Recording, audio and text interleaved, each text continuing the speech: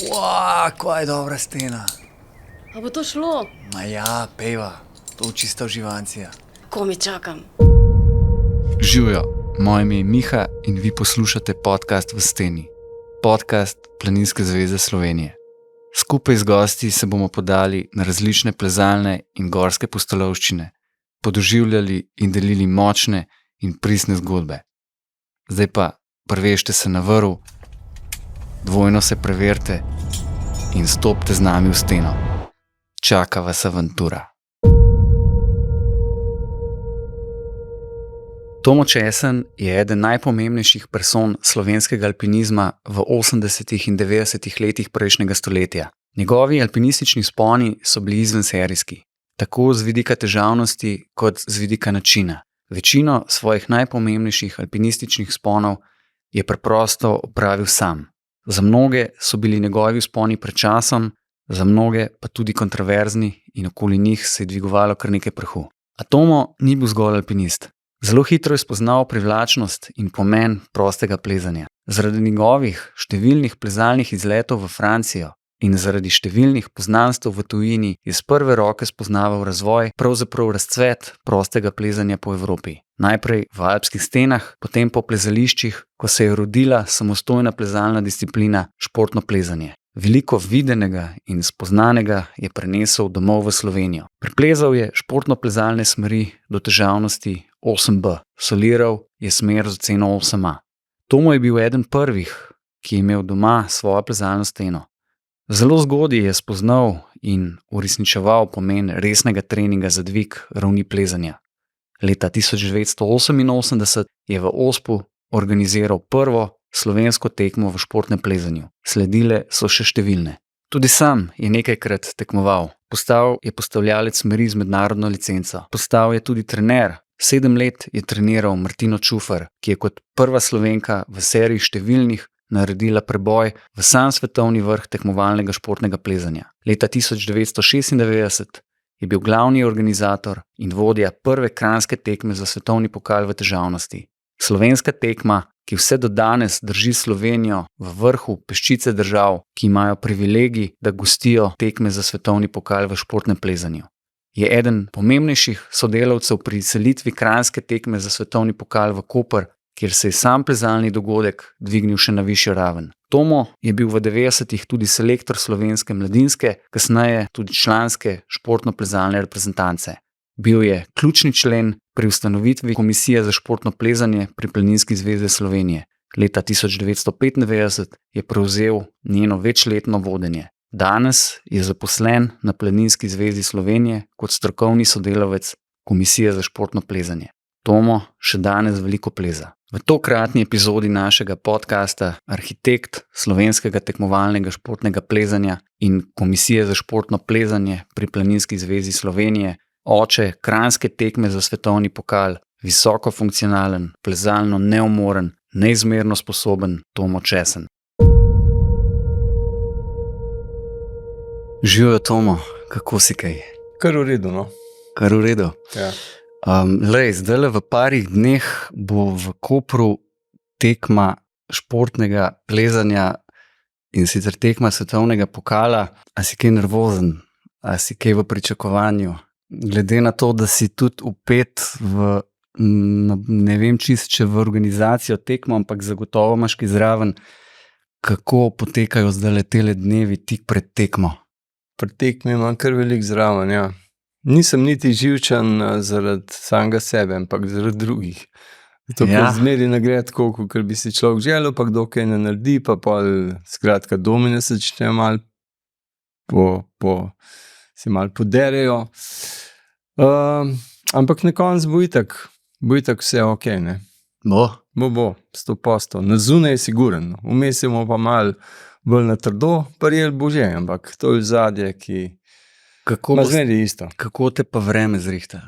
Maste točne veze? Ja. Vreme bo. Ja. Koliko se pa ljudi pričakuje?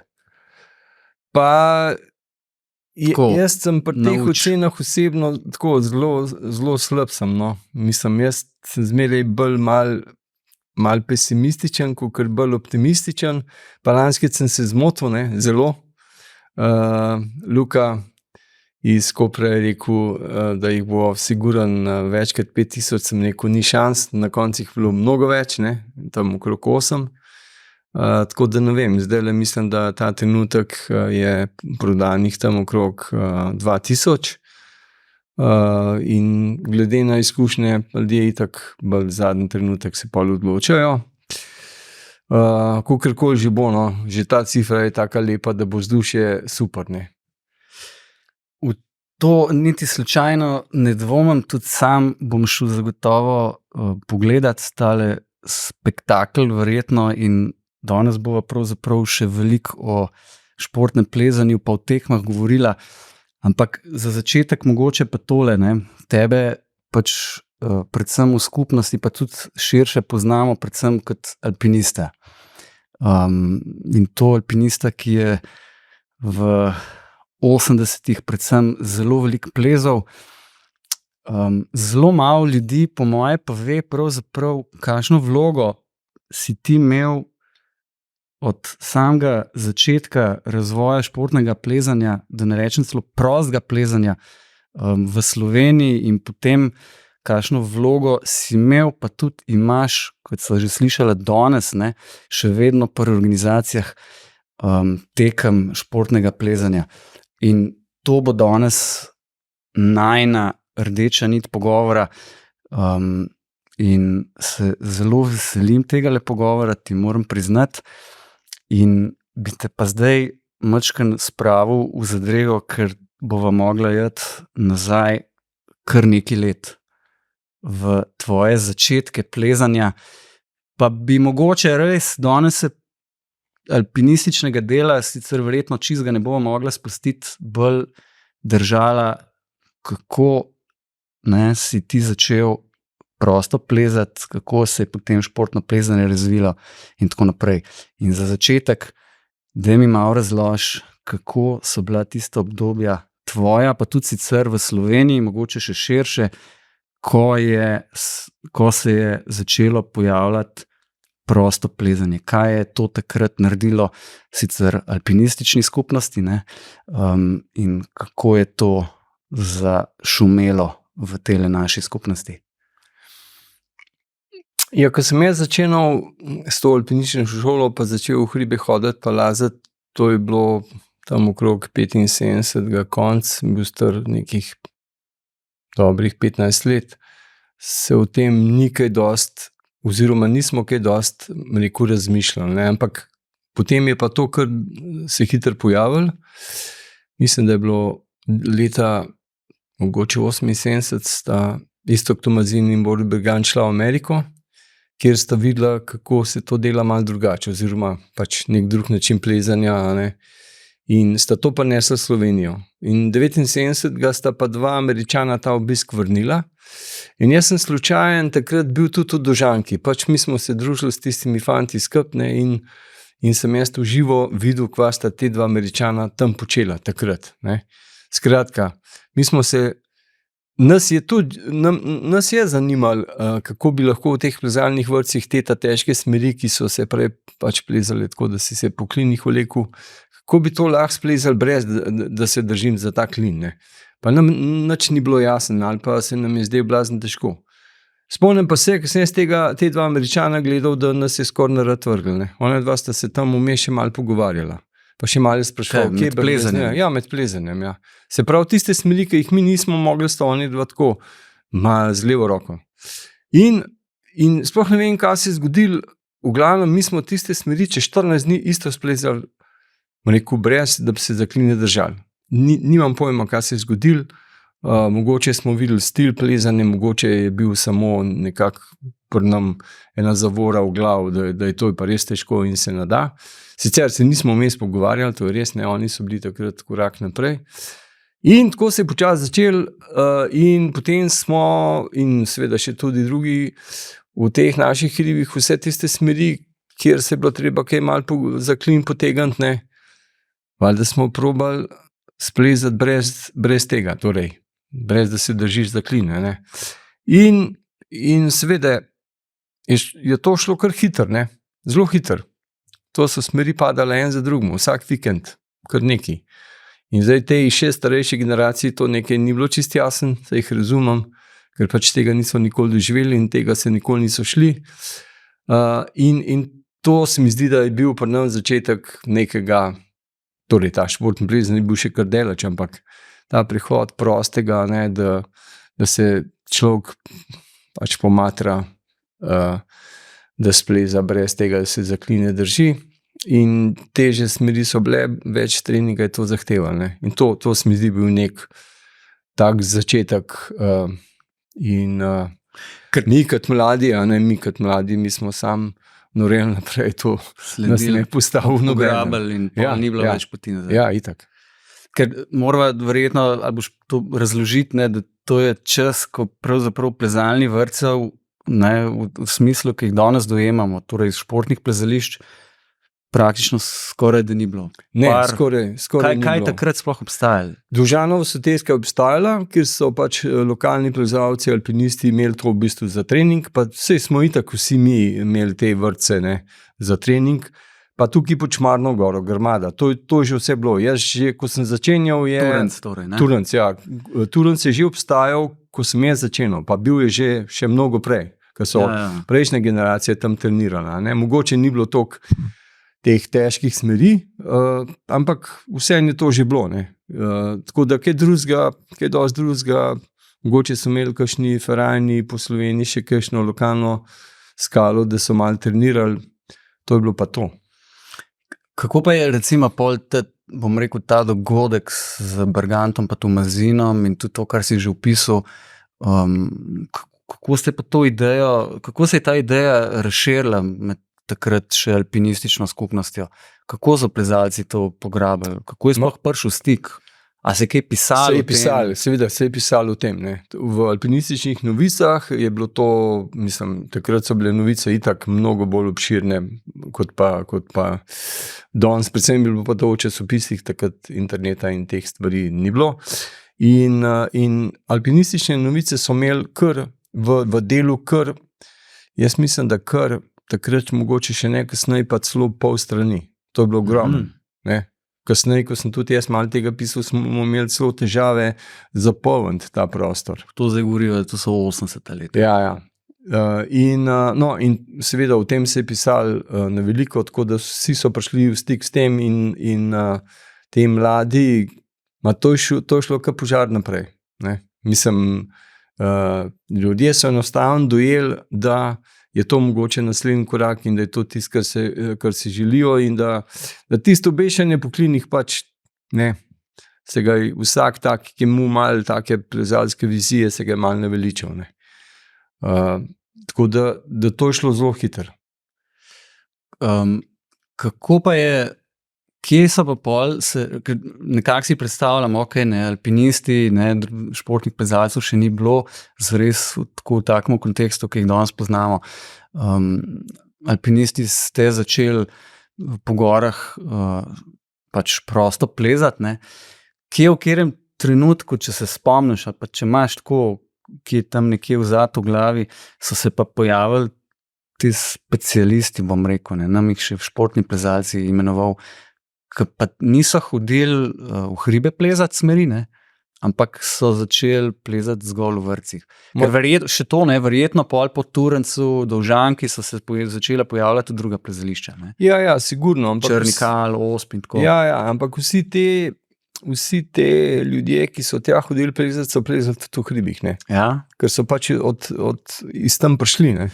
Zdaj po tem enu so se čist posvetili samo temu, pa ni šlo več v hribe, ampak tako se mi zdi, da tam okrog 90 bi pa že lahko rekel, da so se začeli pojavljati ljudje, ki jih je zanimal sam še športno oziroma te plezalni vrtci ali pa plezališča, kakor jih danes imenujemo. No.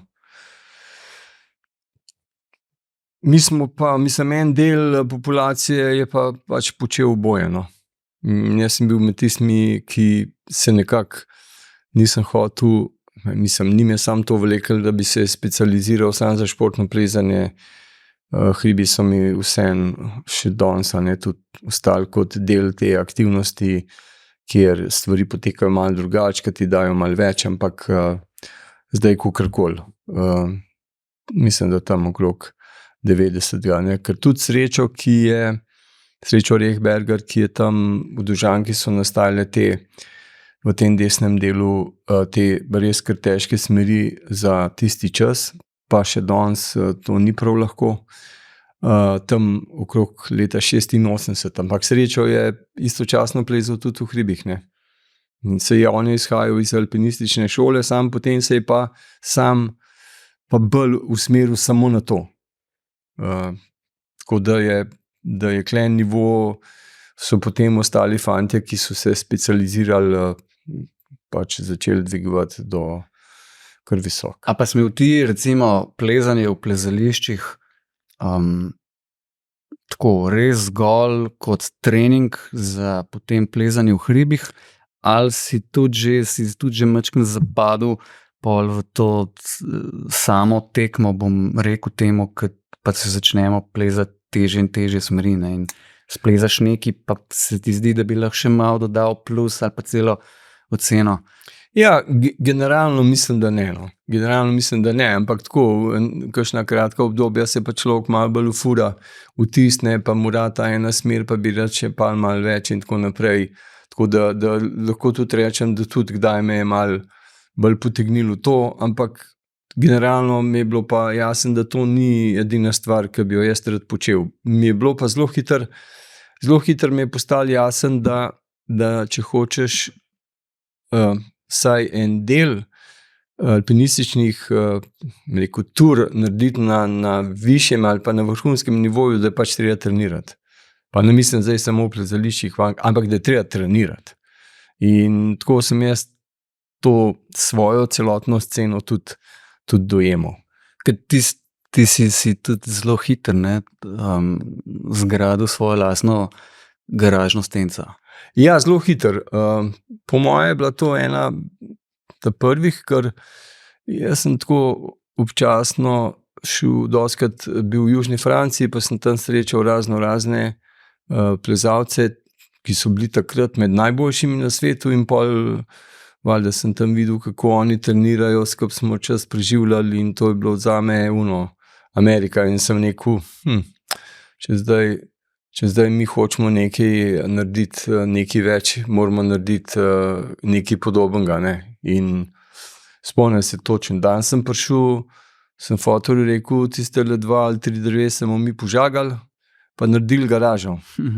Ker jaz če imeti avto v garaž, ne, to je bilo samo tako malo. Avto ni bil nikoli v garaž. Tisto garažo naredil.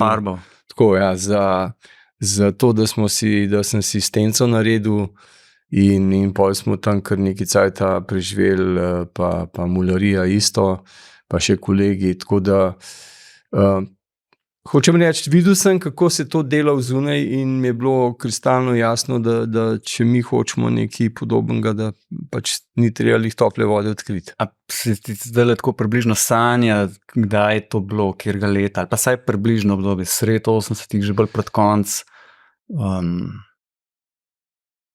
Pa jaz mislim, da tam okrog 6-87, kaj tazga, je stena že stala.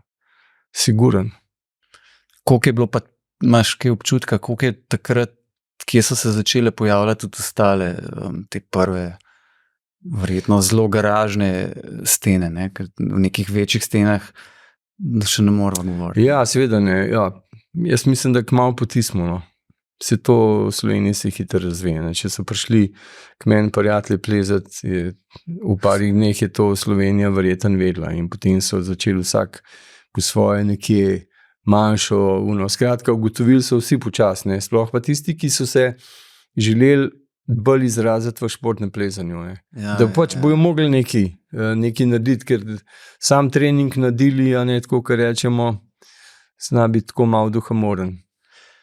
Koliko je pa, zdaj le močkam čist ven, koliko ste pa imeli kaj stika z temi treningi, del in pa kampusa, pa to je se takrat že širilo z Nemčije, ali je to pol kasneje prišlo šele v 90-ih? Ja, ampak se tudi tudi v Nemčiji niso trenirali tako napreden, kot se pa zdaj vse posod. Mislim, trening ni bil tako razdelan. Ne. Mogoče je bil Gilih eden od tistih, ki je malo bolj sistematično, ampak to je še vedno šlo za trening, rekel, te absolutne ali pa vzdržljivostne moči. Ne. In se pravi, več delaš, bolj si močen. In nekako smo temu tudi mi sledili, se drugega recepta niti ni bilo. Ne. Pol jaz sem videl, kako so tam v Franciji trenirali, pa niso bili to samo francoski plezalci. Treba vedeti, da Lynn Hill je recimo preživela tam kar nekaj časa. Ne. Vsi so živeli nekako v istem področju, tudi Juši, Hirayama. Zanimivo bi bilo videti zdaj tem športnim plezalcem, na kakšni steni je on treniral. Kakšno motivacijo je mogel imeti, da je na tistih borih kvadratnih metrih počel to, kar je počel. No, skratka, mi smo temu sledili, ne? Potem si pa pač počas samega, nismo bili nekih trenerjev, ki bi se ful poglabljali v to, ni bilo in potem vsak na sebi malo preizkušal različne stvari, ne? Ampak če si imel nekako, in tudi to mislim, da še danes velja za nekega dobrega trenerja. Vsak mora imeti pred očmi tisti končni cilj in zdaj delaš razne stvari, da bi do tega cilja prišel, kar pa pomeni, ne vem, za tekme biti čim boljši, za vzpone v skal čim težje plezati in moraš pa seveda jasno, mislim, metode treninga se spreminjajo, ne, in tudi načini in ni nekega splošne formule, malo je treba prilagoditi tudi posamezniku, karakterju in tako. Ampak glej, danes recimo že en amater lahko najde kar nekaj literature, malo tamle po spletu pobrska in je nekih, bom rekel, receptov, kako se zdaj lotiti nekih treningov, pravzaprav toliko, da sploh ne veš, že prenasičen, ampak recimo, da se malo poglobiš, najdeš nek način, kako se recimo stvari lotiti. Zdaj, predstavljam si tam v nekih 80-ih, interneta še daleč ni bilo, neke literature ali pa nekih vedenj, ker šport, prosto plezanje oziroma pol, ki je bil že športno plezanje kot tako, se je še rojevalo in teh znanj še ni bilo. Kako ste sploh se lotevali? Mislim, ste malo plezali, kroge šopali, zgibe, pumpali?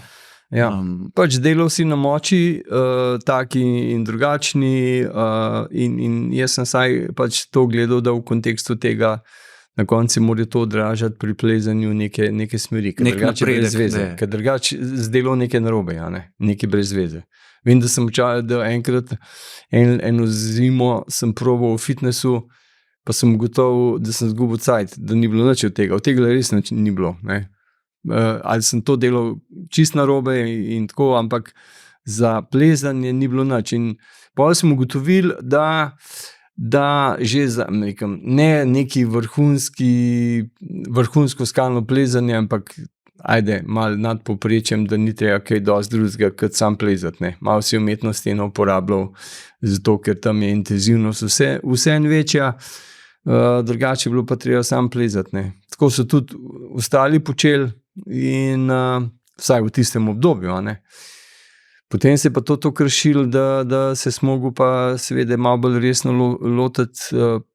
Jaz sem se potem v bistvu, ko so nekako z Martino skupaj prišla, da bi ona trenirala pri meni, sem se takrat začel malo bolj seveda poglabljati v te načine treninge, literature je bilo več. Ampak to je malo kasneje, to je pol sredi 90. Ja, to je tam, mislim, da je Martina prišla je trenirati sicer že malo prej, ampak mislim tam okrog 92-93. Sem pa jaz počas pol sicer malo črpal iz svojih izkušenj, drugače pa iz tega, kar si nekega tekmovalca spremljal in si seveda mogel vse zapisati in si delal razne analize. In si videl, koliko si uspešen oziroma neuspešen. To se je na koncu videl čist, rekel, kot rezultati na tekmah ali pa pri plezanju smeri. Zdaj, če si nekaj delal narobe, ni bilo efekta. Ja. Tole z Martino se bo še malo dotaknila, kasneje. Mene pa še vedno zanimajo, še tale bolj zgodna leta razvoja tega športa. Daj mi razlož, kdaj je bila pa pol slovenska, ali pa takrat še mogoče celo jugoslovanska, boš povedal, Timi, scena zrela, da ste v bistvu začeli tekme, da so se začele tekme organizirati. Ne? In pol konkretno, ne, ker konc 80-ih si pa ti organiziral. Ja, Prvo tekmo pri nas, ali kako je to v bilo? Sloveniji, ja, v Sloveniji. Sloveniji. Nisem v takratni Jugoslaviji, ampak v Sloveniji je bila ta prva tekma 88. leta v Ospu še v skali, v pač naravnem plezališču v skali, ne, te smeri še zdaj tam obstajajo. Ampak tukaj so nas na Hrvaškem prehiteli. Ja. So bile tekme, jaz mislim, da siguren 2 let prej, tam v Splitu, pa bolj na Braču. In potem, ampak ta plezalska skupnost je bila vseeno v bistvu po kvaliteti vsa v Sloveniji. V bistvu, in potem smo začeli se pač tako malo meniti, zakaj ne bi zdaj to pri nam, pol je bilo dosti tega nakladanja, pa nič od tega. Odli sem pa iz nekega trenutka rekel, nič, mislim, ne bomo zdaj sam govorili, bomo to naredili. Tako da sem se pol tega lotil in je nastala ta tekma v Ospu in je bil odziv zelo velik. No, dej nam to malo opišno, ker tako, mislim, iz današnjega stališča razmišljati, verjetno je to bilo čisto nekaj drugega. To je bila kamena doba, no. Mislim, če bi zdaj danes tole videli teli tekmovalci, ki so zdaj bi pokali od smeha, ne. Ampak dobro, prvič tekme v skali so bili itak neka specifika, tako da je bilo treba jasno smeri prilagoditi, kar je pomenil sveder, kladu, pa majzel, pa je bilo treba kdaj kaj odbiti, pa je bilo treba kdaj kaj narediti, kakšne grife, to zdaj neko taka malo sporna, kontroverzna stvar pri nastajanju plezalnih smeri, sam drugega pač ni bilo, takrat je bilo to normalno in če smo hoteli nekaj narediti, smo mogli tako pač delati. Ne. Tako da srečo tam sva za Osp, recimo 14 dni visela dol na parkirišču pri Kolci in vsak dan malo tam štemala gor. S kom si to bil? Srečo Rekberger. Aha, videla sta to. Mi so delali te smeri, jaz sem jo ostalo organizacijo, še tudi ne. Kako sem se pa tega malo tako naučil, je pa to, jaz sem bil prisoten že na eni tekmi Master v Arku, ki je še potekal v naravni skali. No. In mi je bilo to, tam so bili sami ta boljši. Tudi ni moji, narekovaju, frendi ali pa kolegi, ki smo se družili v Južni Franciji. Skratka, tam je bila smetana svetovna, vsi so prišli. In je bilo tudi odziv v Arku neverjeten. To je bilo, pol Arka je bilo zabasanga z ljudmi. Gledalcev, ker so vsi hoteli videti v živo te ljudi, ne. Ben Moon, Jerry Moffat, Edlinger, Lynn Hill, Luisa Jovane, kdo še bil, Glovač, skratka, vsi so bili tam. In tam sem se pač malo naučil te organizacije, ker sem še malo gledal tudi malo zadja in tako naprej. Ne. Približno mi je bilo že jasen. Tekmoval pa tam nisi? Ne, tekmoval pa nisem. Tako da takrat smo se tega Ospa lotili, bilo je zanimivo, tudi medijsko, bila je televizija in tudi veliko plezalcev. V bistvu so prišli na tekmo vsi naši plezalci, ki so takrat ta boljši, ne. Vsi so bili na tekmi. Ker najbrž jih je malo zanimalo, kako to izgleda. Pa to bo. Ja, in pol, ampak je bilo seveda smešen zdaj, kako meriti višine, pa smo imeli tam sodnike, ki so bili na vrveh, ne, pa so merili z metrom, pa to, se pravi, zato bi danes viteli tam mladi, ki se jim to, ki nimajo sploh predstave, bi crknili od smeha. Ampak tako bilo. Vsi ste bili v pajkicah. Ja, točno. Tako nekako, ja. In ja, taki so bile, ne, tako da še danes slišam kakšno na ta račun, ne. Ja. Ko sem imel neke pinki, neki taska, ne, grozen.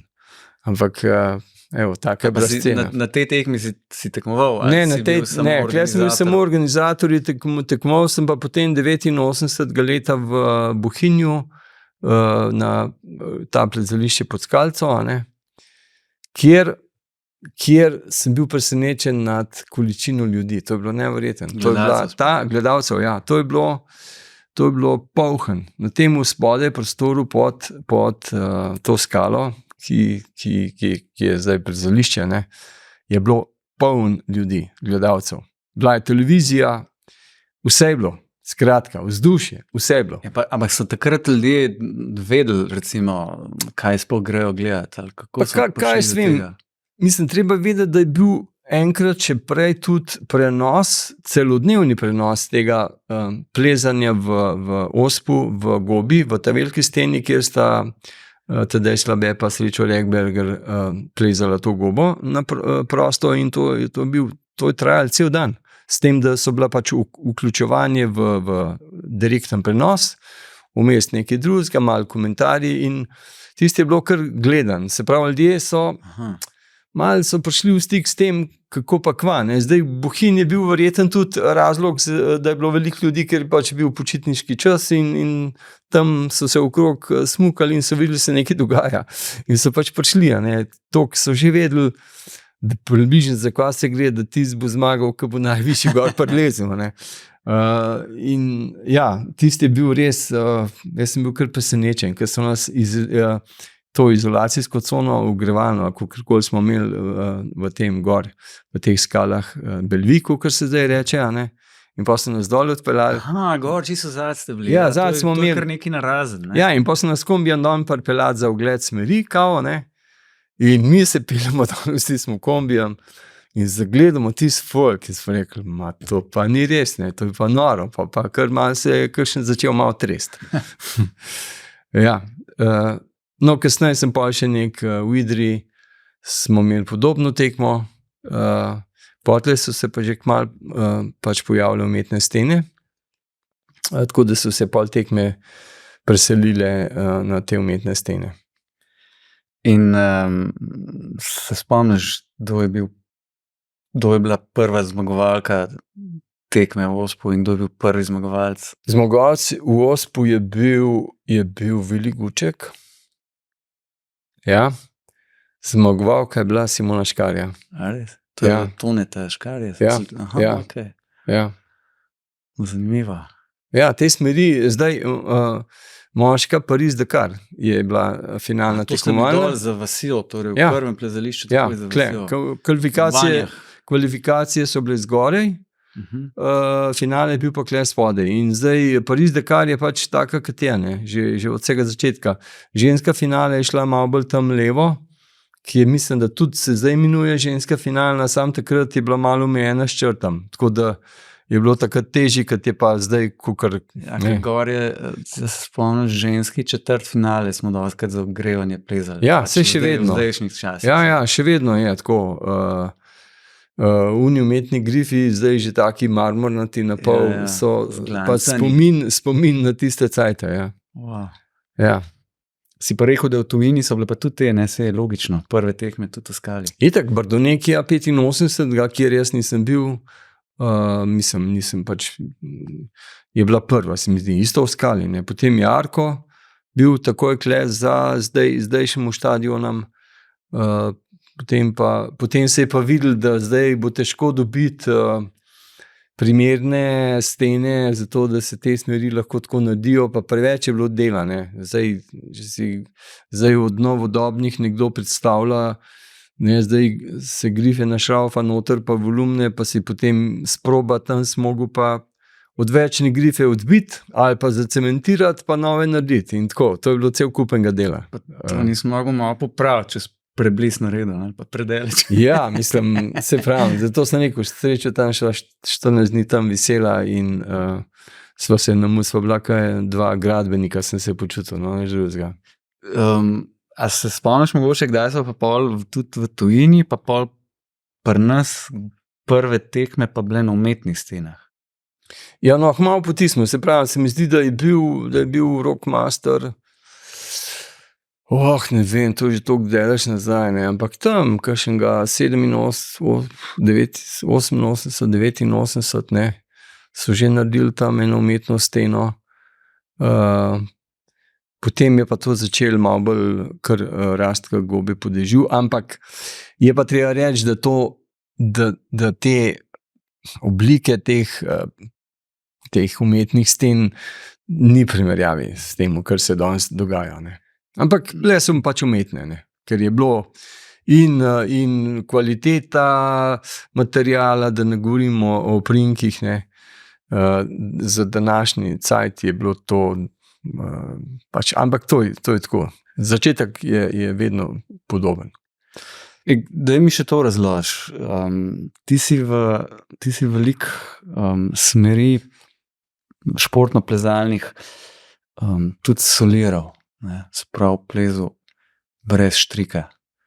Kaj pa je, mislim, kako pa je do tega prišlo? A to si zaradi hribov trening ali to bila neka fora zdaj nova med takratnimi plezalci, da se morate še tako malo pokazati, ali kaj tebe, pa nisi bil edini, ne, se so še ostali. Ne, nisem bil edini, zdaj vsak je imel verjetno nek svoj razlog, ampak jaz močno dvomim, da je imel kdorkoli, ali pa mogoče so bile to res redke izjeme, da bi kdo to počel zaradi tega, ker se mora malo pokazati, ne, ker tukaj gre pa še malo bolj za res, kot sicer, ne, ker mislim, da je bilo vsakmu jasno, če pade dol, da najmanj, kar se bo polomil na orenk, ali pa ga ne bo več, ne. Zdaj, kakor sem rekel, vsak imel verjetno neke svoje razloge. Jaz osebno, mislim, moram se vrniti kar ful let nazaj, ker sem se v bistvu pred plezanjem ukvarjal z drugimi športi. Mi smo imeli v osnovni šoli enega super profesorja športne vzgoje, ali telovadbe, kakor se je rekli, ki je z nami preživel ogromen časa. Ja. In nam je nekako cepil ta odnos do športa in ta veselje do športa in smo tekmovali tam v raznih stvareh, individualnih, skupinskih in tako naprej. In istočasno sem jaz takrat začel tudi, sem treniral alpsko smučanje, ki je pač čista tekma, nič drugega, in drill in tekma. In sem se že takrat srečal z neko psihično pripravo ali pa ne, doživel sem, kako to izgleda, ko imaš tremo pred tekmo in tako naprej. In meni je to začelo zanimati. In pol kasneje, ko sem presedlal v hribe in v ta plezanje, sem s časoma, tako z leti, pač ugotovil, da rab človeka, ne, valjda za hribe kar veliko koncentracije, pa samozaupanja in tako naprej. In to me je začelo blazen zanimati, no. In sem s časoma ugotovil, da se pač lahko, da psihično lahko zdržim res velike pritiske, ne. Tukaj mi je recimo tudi alpinizem absolutno pomagal. V nekaterih trenutkih malo tako po naključju, pa malo na srečo sem se izvlekel iz situacije, ne. Ampak rečemo, če se sam malo dotaknem alpinizma, 85. leta smo bili na Jalomkangu, kjer sem potem, ko sva z Bergantem prišla na vrh in ko so se vračala, je Borut pač umrl, ne, oziroma padel. Jaz sam vem, da je v bistvu umrl, ker je enostavno kako ne rečem, zaradi tega, ker je enostavno ugasnil in tudi padel in sem mogel tam ta bivak preživeti na 8300 metrih približno, brez vsega. In takrat, ne vem kako, zelo jasno mi je bilo, kaj moram početi oziroma kaj ne smem početi, in silom prilike sem ugotovil na koncu, ko sem se iz tega zmazal, da se očitno pač nekako lahko toliko psihično preteram samega sebe, da take stvari zdržim. In pa me to začelo zanimati tudi naprej. In zdaj ta soliranje Soliranje v hribih pa v teh plezališčih se razlikuje predvsem v tem, ne, da tukaj v plezališčih je stvar zelo jasna. Ne. Tukaj plezaš brez vsega. Brez varovanja in pa če treba priti na vrh. Zdaj, če imaš še čas vmes, če se premisliš, da lahko dol zlezeš, ampak ko enkrat stvari postanejo zelo težke, teh šans nimaš več. Ne. In to me je zanimalo. In to je bil eden od razlogov, da me je to zanimalo in da sem to počel. Zdaj, večina je potem, večina ljudi, rekel, druge javnosti, ki tega ne počne, itak misli, da to počneš kar tako iz danes na jutri, pa ni res, ne. To počneš dolga leta, počas, z lahkimi smermi. Jaz sem prvo smer soliral pri 15 letih, ko sem bil tečajnik v Paklenici. Tam 1-3, zato ker mi je, ne vem kva, toliko mi je to vlekal, ne. Itak si nisem sploh upal povedati, kam grem, ker bi me itak kar kuj dan poslali. Ampak te stvari se dogajajo tako počas in dolg časa trajajo, ker moraš enostavno spoznati samega sebe, kako reagiraš takrat, ko pač plezaš, ko si sam. Ja, ko si sam, ali znaš obvladati, ali znaš ta, ne vem, tremo, strah odmisliti, ali znaš, ko je mogoče malo bolj taka zoprna situacija, znaš mirno reagirati in tako naprej. Ne? Ker vse ta drug bi bilo tako malo kako samomorilsko, bi rekel, ne? Da greš kar v 3 dni malo. No, to si predstavljam. A pa to si recimo šel sam v plezališče. Takrat, ko si bil ti ready, ko si vedel, zdaj sem pripravljen, tam si verjetno zbral kakšno smer in si pol zbral dan, uro, razmer ali kakorkoli in si šel in si splezal in to. Zelo tako je bilo, no. Dostikrat valjda izbereš si najprej smeri, ki jih plezaš z vrvjo, pa potem vidiš, da ti ustreza, pa vidiš, da je, ne vem, na ziher, kakor rečemo, ne. Se pravi, to so smeri, ki nimajo nobenih podprijemov, pa nekih gladkih stvari, ne, ker tiste je vse tako. In potem te pa potegne še kaj tazga, ne, ker ni čisto vse na ziher, ne. In zanimivo je bilo to, da ko sem se, rečemo, na kakršnokoli smer pripravil, pa tudi, če je bila 6A, 6B, se vsem, sem ugotovil, da nikoli prej jo nisem z vrvjo splezal s tako lahkoto, kot pa takrat. In to sem si sam potrdil, da takrat, ko se je človek prisiljen skoncentrirati 200%, da lahko iz sebe spravaš nekaj tazga, ker si ne misliš, da je to sploh možen. Ne? In zato sem vedno kasneje ponavljal, da je psihična priprava glavna in da če ti to uspe, da lahko potegneš več, kakor pa karkoli. Vse to današnji tekmovalci to dobro vejo. Ne? Pred tekmo imaš nek adrenalin, zbereš se in daš od sebe več, kot bi pa v isti smeri naredil po tekmi. To smo dostikrat testirali. Ja. In z Martino, ko je pač imela šanso naslednji dan ali pa čez 2 dni, ko je v smer še stala, nikoli ni prišla toliko visok, kot na tekmi. Pa zakaj misliš, da je to tako? Zato, ker najbrž ni bilo treba se toliko zbrati, toliko skoncentrirati, kot se pa na tekmi moraš. In na tekmi te še daje malo tistega adrenalina in tako naprej. Jaz mislim, da to te tekmovalci dobro vejo. Ne?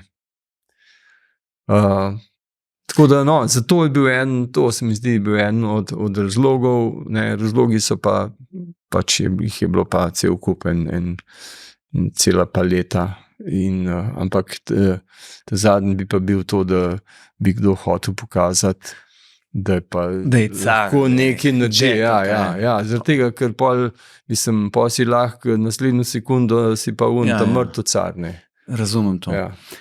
Dejva se zdaj mačkeno vrniti nazaj, tole bova midva lepega dne mogla še obdelati, ne, to ti že zdaj napovedujem v tistem tvojemu, ta drugem delu, ampak dejva se vseeno vrniti pa še v tista obdobja, ko ste pa tele tekme spravili pa še na višjo raven. In sicer, če jaz približno tole prav poznam, se je to zgodilo s tekmo za svetovni pokal v Kranju. Oziroma, mogoče boš razložil še, kako je potekalo, preden je do tega sploh prišlo, kako ste sploh prišli do možnosti, oziroma kje so vam verjetno, je bil takrat IFSC že, organizacija že ustanovljena, mi še to razložil, ampak kje so tudi prepoznali Slovenijo kot možnost, da se taka tekma zgodi? Da najprej povem, IFSC takrat ga ni bilo, tako kot je danes. Ni bila samostojna zveza svetovna, ampak je bilo to znotraj EU-ja, bil to ICC. In potem so se kasneje tako malo, po domač povedano, usekali, videli so, da to ne gre skupaj in da ne morajo handlati tako, kot bi želeli, in potem se je to ločilo. Zdaj v Sloveniji smo po tekmi v Ospu, pa potem po tistih tekmah še, ki so bile po to, kar sem prej omenil, je v Kranj na športni zvezi direktorju v bistvu prišlo na misel, da bi poskusili s tekmami z nekim masterom v Kranj, in pa smo najprej potem naredili master čist samo slovenski, torej naši najboljši plezalci so prišli. Potem je bil pa takoj naslednji korak, ker je to kar uspelo, je bilo, zanimanje predvsem pri ljudeh. Potem smo pa to na kranjskem letnem bazenu naredili pa ta mednarodni master. Najprej ta prva tekma je bilo tako, da sta bila samo dva predstavnika iz Francije, Jean-Baptiste Riboud, s katerim sem se jaz poznal že prej, zelo v redu dečko, in da sem ga naštimal, da naj pač pride klele v tole našo Slovenijo oziroma to našo jugo, pa jim ni bilo verjetno čist jasen, kam grejo. Pa so ugotovili, da je kle čist cool, da kle ni nič narobe, in je on potem razširil to informacijo pač v tej južni Franciji, kjer pa, tako kot sem prej omenil, jih je bilo cel kup teh raznih. Tako da na koncu smo imeli ful dobro zasedbo, ta najboljših bi človek lahko rekel na svetu, mogoče v tistem času samo François Legrand jaz mislim, da ni hotel prideti, par let poti smo pa prosil, če bi lahko, pa sem jaz rekel, Francel, nisi hotel takrat, zdaj pa ne moreš, No, in to mislim, da so bili neki 3-4 mastri v poletnem času zvečer na kranjskem letnem bazenu, kjer je bila publika zagotovljena, že tako, ampak je bil, moram reči, to vzdušje super, in potem smo začeli razmišljati valjda o svetovnem pokalu. Če ga drugi lahko, zakaj ga ne bi mi? Se pravi, te tekme so bile, to je bilo kaj začeti 90-ih? Te tekme so bile tam okrog, čez 90, tam recimo, da je bila zadnja 94 mogoče, 93, 92, kaj tazga. Res se ne spomnim, ker to je že 100 let nazaj, mater. In potem se je pa v Kranj ponudila priložnost, ker smo nekako zvohali, da se klena v Zlatem polju bo začela graditi nova dvorana, torej telovadnica, bolj sicer za šolo, ampak ker je še trava rasla, smo nekako probali stišati, da mi zdaj pa tam rabimo umetno steno in tako naprej, in potem bojo tam tekme, svetovni pokal in ko še vse. In smo potem nekako taktično, moram priznati, ampak vse ni bilo to nič tako škodoželjnega pa nič slabega. Ministra Gabra takrat smo naštimali, da je bil predsednik organizacijskega odbora. Evo. In smo zmagali, kar pomeni, da je potem težko nekako stopil nazaj. Organizacijski odbor, ki ga ni bilo. Ni mogel ne narediti. Tako nekako, ja. No, in potem je bilo sicer še kar nekaj zapletov, ampak na koncu je pač tista telovadnica stala taka, ki je. Imeli smo sicer nekaj pripomb, ampak nič se ni dal narediti. In tako se je potem 96. smo naredili prvi svetovni pokal. Treba vedeti, da na mednarodnem prostoru ni bilo, lih prav neke pretirane gneče organizatorjev, da bi se za to pulali, ne? Ker je bilo to, vseeno so bili to tako neki začetki, ne? Tako da in je bila tekma, dosti dobro speljana, za takratne razmere seveda, in potem smo vsak let dali še kakšno drugo stvar, kakšno boljšo stvar, pa bolj zrihtali, ker jaz sem bil pa v tistem času tudi selektor državne reprezentance in sem pač malo po svetu lahko hodil kot selektor in sem poznal tudi ozadje. In sem se tako naučil, kaj pa ne smemo narediti. Tisto, kar je slabo, ker sem to občutil čisto na svoji koži, tam direktno. Tako da to prednost sem vseeno imel in potem smo to pač valjda delali naslednja leta. Imeli smo publike zmeraj dosti, moram reči. Martina Čufar, ne, da vemo, o kom govorim, je bila takrat nekako, ne bom rekel tako, kot Janja Dons, ampak bila je v finalu, bila je na štengah in je to privlačilo, ne, domačo publiko in so jo valjda prišli hodili gledati. In tako da neko kvaliteta tekme in vse obiski in tako so kar rasli, ne. In evo, tako se je pol začel, ne. No, jaz se spomnim tudi sam, ne, nekje, bom rekel, prelomu tisočletja smo hodili na te tekme gledati te najboljše plezalce, pa tako še taka sočasna stvar se je zraven dogajala, ko so prodajali grife, pa vedno so bili neki vzhodnjaki ali Rusi, ki so tudi za nas alpiniste prodajali pa tiste ruske šraufe, ne, smo to smo tekma, bo to, gremo zdaj šraufe kupiti, ker je bilo to pa sicer ful drago. Ampak ne, tisto vzdušje se pa spomnim noter v dvorani, ponovadi so bile to polne dvorane, razen tam spredi, levo, desno je bilo še frejne, čist pod kota nisi videl in ko je ona muska not zabobnela, je bilo to res vzdušje in pa še, če je bilo res še kakšna zlasti naša punca, zdaj se jaz čist ne spomnim toliko, ne.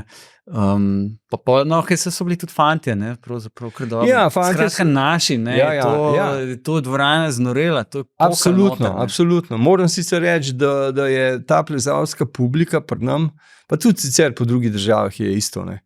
Nekako ve, za kva se gre in nekako se mi zdi tako, ko tekme spremljam, so v bistvu nagradijo vsak dosežek, tudi ne domačinov, ne, absolutno. Jasno pa zdaj, ko pa pride domačin, je pa to še malo potencirano, ne.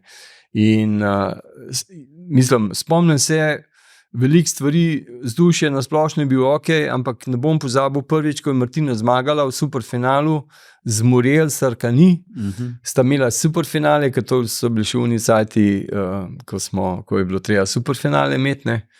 Jaz mislil, se je dvorana podrla. Resno. In to me je nekako tako v spomin ostalo. Sej je bilo tudi kasneje, so potem naše punce so rasturale itak ves čas, ne, sledili so potem tudi fantje, tako da tisti je bilo pa še malo pika na i. In dobro je bilo, no, moram reči, dobro. Je pa res, da je taka stvar ni tako enostavna in kar naporna, vsaj mislijo zorganizirati cel dogodek.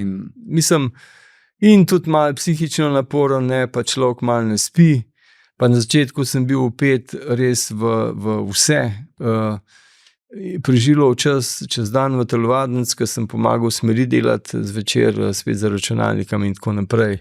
Kdaj me je malo to pol imunski sistem pustil na cedilu in me sesul. In sem rekel, nikoli več. In sem potem nekako po 10 letih rekel, zdaj pa tega dosti, ne. No, ampak zdaj smo, zdaj bomo pri številki 27, ne. In v bistvu se do danes ni nikoli prekinili razen koronskih cajtov. Tako je, nikoli se ni prekinil. Zdaj, če bi bilo čist po mojih željah, bi se, ne. Verjetno bi se, samo ker je kar, kaj naj rečem, je kar naporen. Kljub vsemu Mislim, zdaj se bo začel, zdaj imamo še en teden do tekme, jaz mislim, da spet nam spal po noči. In to je zaradi tega, ker premlevaš vse stvari, če je vse narejen, pa že 3krat si premlev, ampak potem se po noč budim in tako, pač tak sem. In mi je zato malo naporen in ko mi spanca malo manjka, sem na koncu kar malo skurjen. Ampak se pa strinjam, ne, da na koncu, ko je tekme konc, če je lepo uspe, da je vzdušje v redu, da publika da svoje, da je pa dober občutek. Ne? Ja, to absolutno. Enih 10 minut imaš super dober občutek. Ne?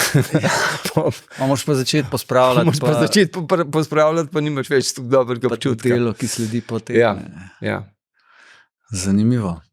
Daj mi pa vseeno razloži tudi, kako je pa sočasno, ne? Ali pa daj so se pa tako tekme v Sloveniji za državno prvenstvo pojavile, oziroma kako je to izgledalo, ker verjetno pol so se vseeno v neki točki, vsaj začeti 90-ih, pa so pa začele te neke telovadniške stene, ali kako čem reči, vseeno so začele rasti in šport je počasi rastel. In tudi ta tekmovalni del. Ja, šport je rastel, predvsem takrat se mi zdi,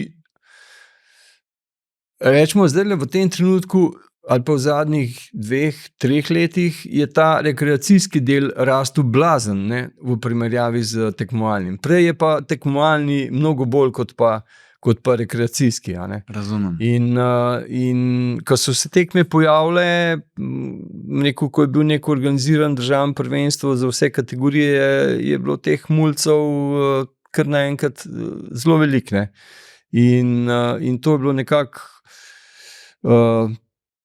organiziran po cel Sloveniji, kar je super in valjda so bile zdaj kvaliteta enkrat malo več, enkrat malo manj, tudi te umetne stene niso bile povsod čisto enake, a ne, so bile tudi ene zelo, rekel tako, mogoče celo neprimerne, ampak smo vse speljali, no, in to mislim, da je bil za razvoj zelo pomemben, ne, ker in vsi tisti tekmovalci, ki so potem kasneje iz teh cicibanskih mlajših kategorij zrasli v člane in tudi če danes, ne, če tega neko sistematskega pristopa do tekem ne bi bilo, tudi njih ne bi bilo.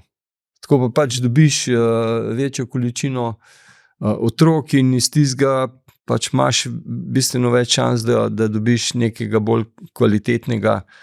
In vse naše punce, zmagovalke svetovnih pokalov in tako naprej so iz tega izhajale. In seveda tudi fantje. Ne? In brez tega pravzaprav si nekega super napredka v nekem okolju ne znam predstavljati. No? Edina naša slaba stran je pač to, ne, da imamo bazen sorazmerno majhen, ne. Nas je vse 2 milijona. Nekih samo objektivnih razlogov. Ja. Imamo pa mogoče kaj drugega. Ne. Vsa ta leta smo imeli nek vzor. Ne. Te tekmovalci, predvsem so bile to v večini primerov prej punce, so bile vzornice tem ta najmlajšim, kar je za razvoj športa blazen pomemben. Za otroke je blazen pomemben, da se lahko dotakne enega, ki je zmagal na svetu, ne, na svetovni pokal. Zato, ker je čist na bliz, ne da ga gleda sam po televiziji, pa da on stanuje na drugem koncu sveta. Ne.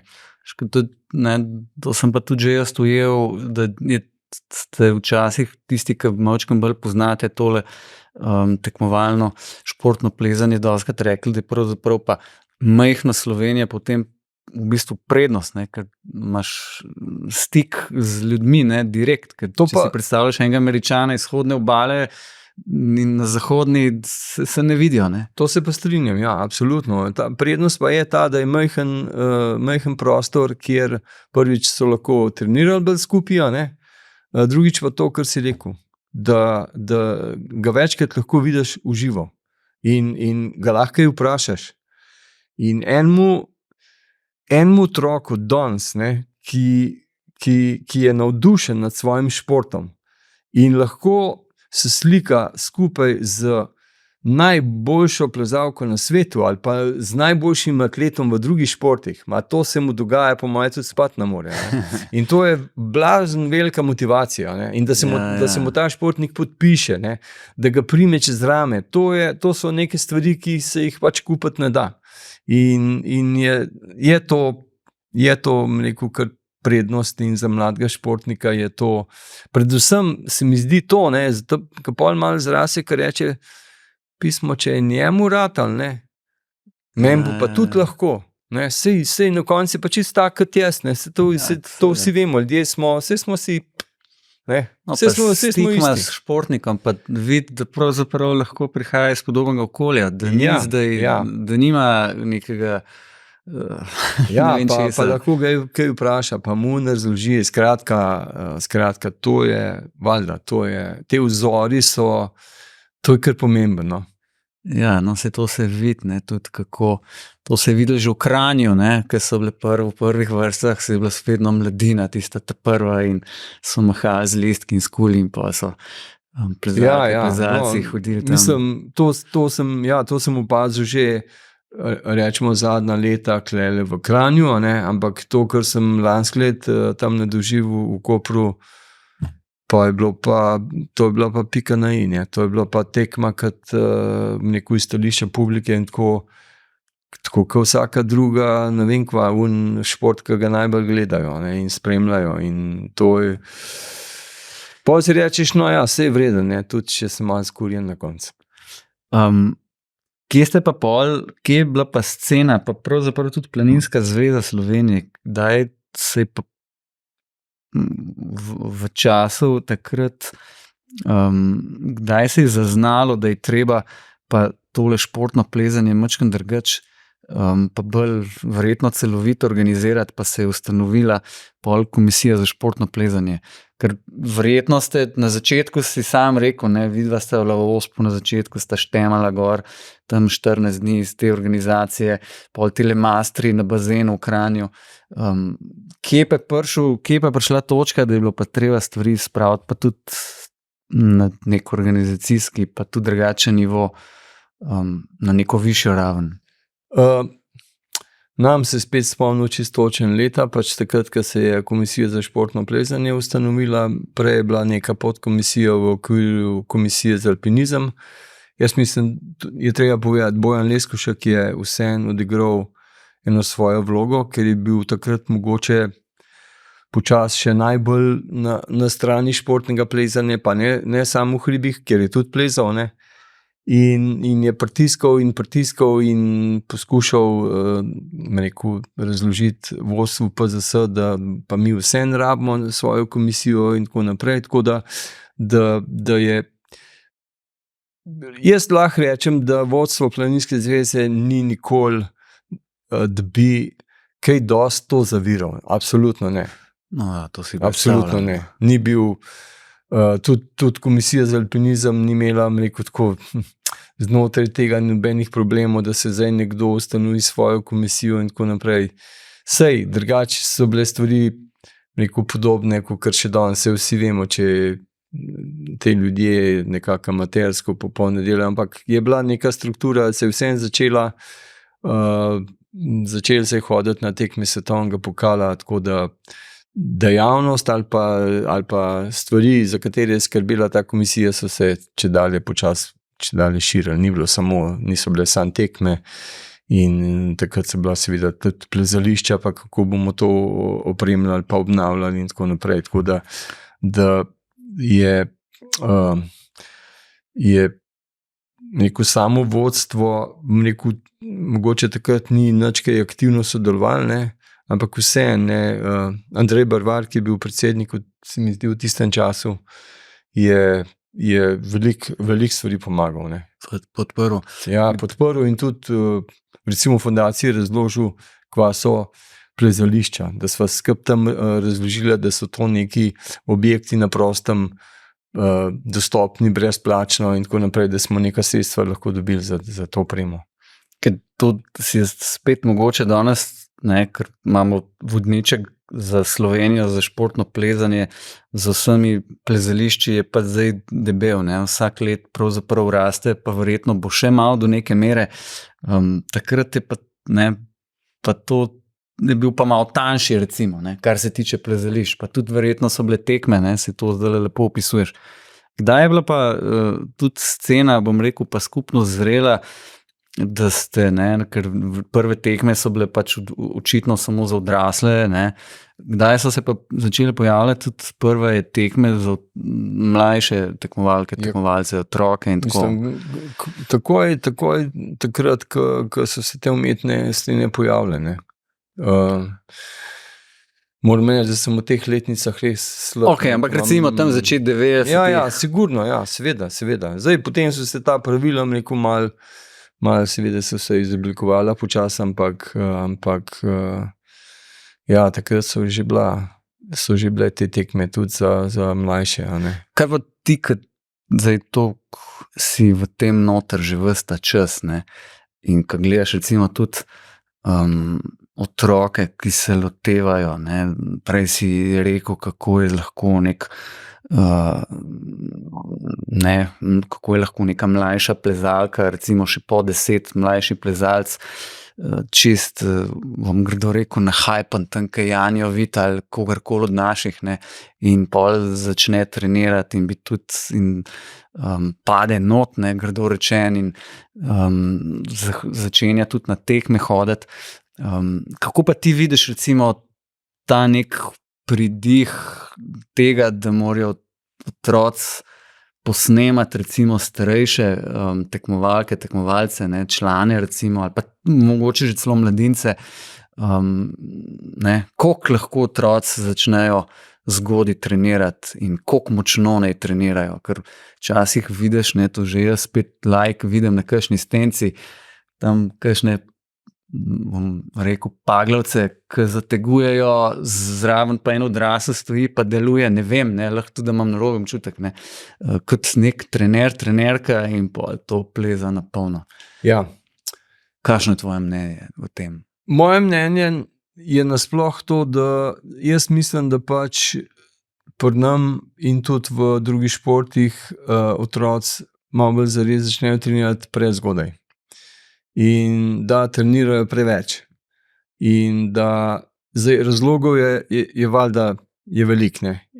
Na eni strani je sistem, kakršen je, ne. Sistem pa ne govorim samo, da mi bo kdo rekel, saj ste ga sami ustvarili na državnem nivoju. Ne, se ga imamo na mednarodnem nivoju, ne. In zdaj, če hočemo v mladinskih kategorijah, ne, te, ki pač so, slediti drugim, moramo tudi mi nekaj narediti. Po drugi strani pa, tako kot sem rekel, jaz mislim, da čisto mali preveč zares vse to jemljajo, ne. Tukaj so potem razlogi, ali so trenerji ambiciozni, a ne, ali pa so starši, ker se seveda tudi dogaja. Isto se nam dogaja, kot pri drugih športih. Ne. To sem jaz rekel, ko sem bil več prisoten na tekmah doživel, vse sem pač videl, kva pa kako, ne. Kjer so imeli večje ambicije starši kot pa otrok sam. Kar je narobe, generalno, jaz rekel to, ko otroci začnejo trenirati, bi ga mogel dobiti v roke najboljši trenerji, ne pa najslabši, ki so v bistvu bolj kot ne pazniki, ne. To jaz zdaj opažam tam, kjer pridem nekako za svojo rekreacijsko plezanje, pa slučajno letim na kakšno skupino otrok, kjer jih imajo, ne. To ni nobenega, da bi jim kdo kaj stvari povedal posebej, osnovne stvari, kar se tiče plezanja, tehnike, postavljanja nog in tako. Jasno je, da pri otrocih, ki samo plezajo več kot drugi, da so seveda boljši kot drugi. Normalno. Potem se ustvari ta konkurenca, potem se malo ve, ko v enem klubu delajo še malo več, da so še malo boljši, potem še oni začnejo še malo več, da so še malo boljši in tako naprej. Noben pa ne, se mi zdi, polaga pozornost na to postopnost. In ker s tem treningom take in drugačne moči in brez nekega strokovnega vodstva, da tazga mladega človeka malo držiš nazaj na keten, vsak od teh plezalcev pride enkrat do nekega nivoja, do enega zida, kjer pa pač ne gre več. Ne. Vse teh primerov imamo cel kup. Ne. In tudi primerov kar nekaj, ki so jih starši v bistvu njihova ambicioznost čisto uničila. Ne. In jih ni več in niti plezajo ne več in skratka v ta šport so vtaknili cel kup enega časa in energije in od tega ni nič. Ne. Jaz to lahko mirno zdaj tudi rečem, da je bilo z mano podobno v alpskem smučanju, ko sem bil mulj, samo da sem jaz ugotovil pri 14, da imam tega dost, da to kamor napelje. Ne. Kaj so preveč terali? Ne, niso nas terali, ampak je bil tudi doma pri nam zelo velika pričakovanja, kaj bom jaz zdaj tam v alpskem smučanju, da bom zdaj svetovni prvak in ne vem, kva še vse. In ata itak vse vedel. Ne. In skratka, to starši delajo gromozansko napako. Gromozansko. Pa vem, da zdaj tisti, ki bo to poslušal, da si misli, ne, jaz jo pa ne delam, ampak v resnici jo pa dela. Ne. Uroš Perko je že v tele naši epizodi rekel, da pravzaprav otroci sploh še po 10 recimo bi se pravzaprav pri plezanju mogli zgolj zabavati. Ja, ne pa tekmovati v ideji, da bojo pa zdaj svetovni prvaki. Recimo. Mogoče nekatere države malo bolj pazijo na to, recimo v Franciji, mi smo tudi razmišljali o tem, ampak nismo prišli nič kaj daleč od tega. V Franciji nimajo naslova državnega prvaka za cicibane. Ga ni. Ne? Pa ni slabo. Ja, ni slabo. Ker enostavno potem se nagrebajo zdaj za tiste točke, kdo bo zdaj na koncu tisti pokal dobil.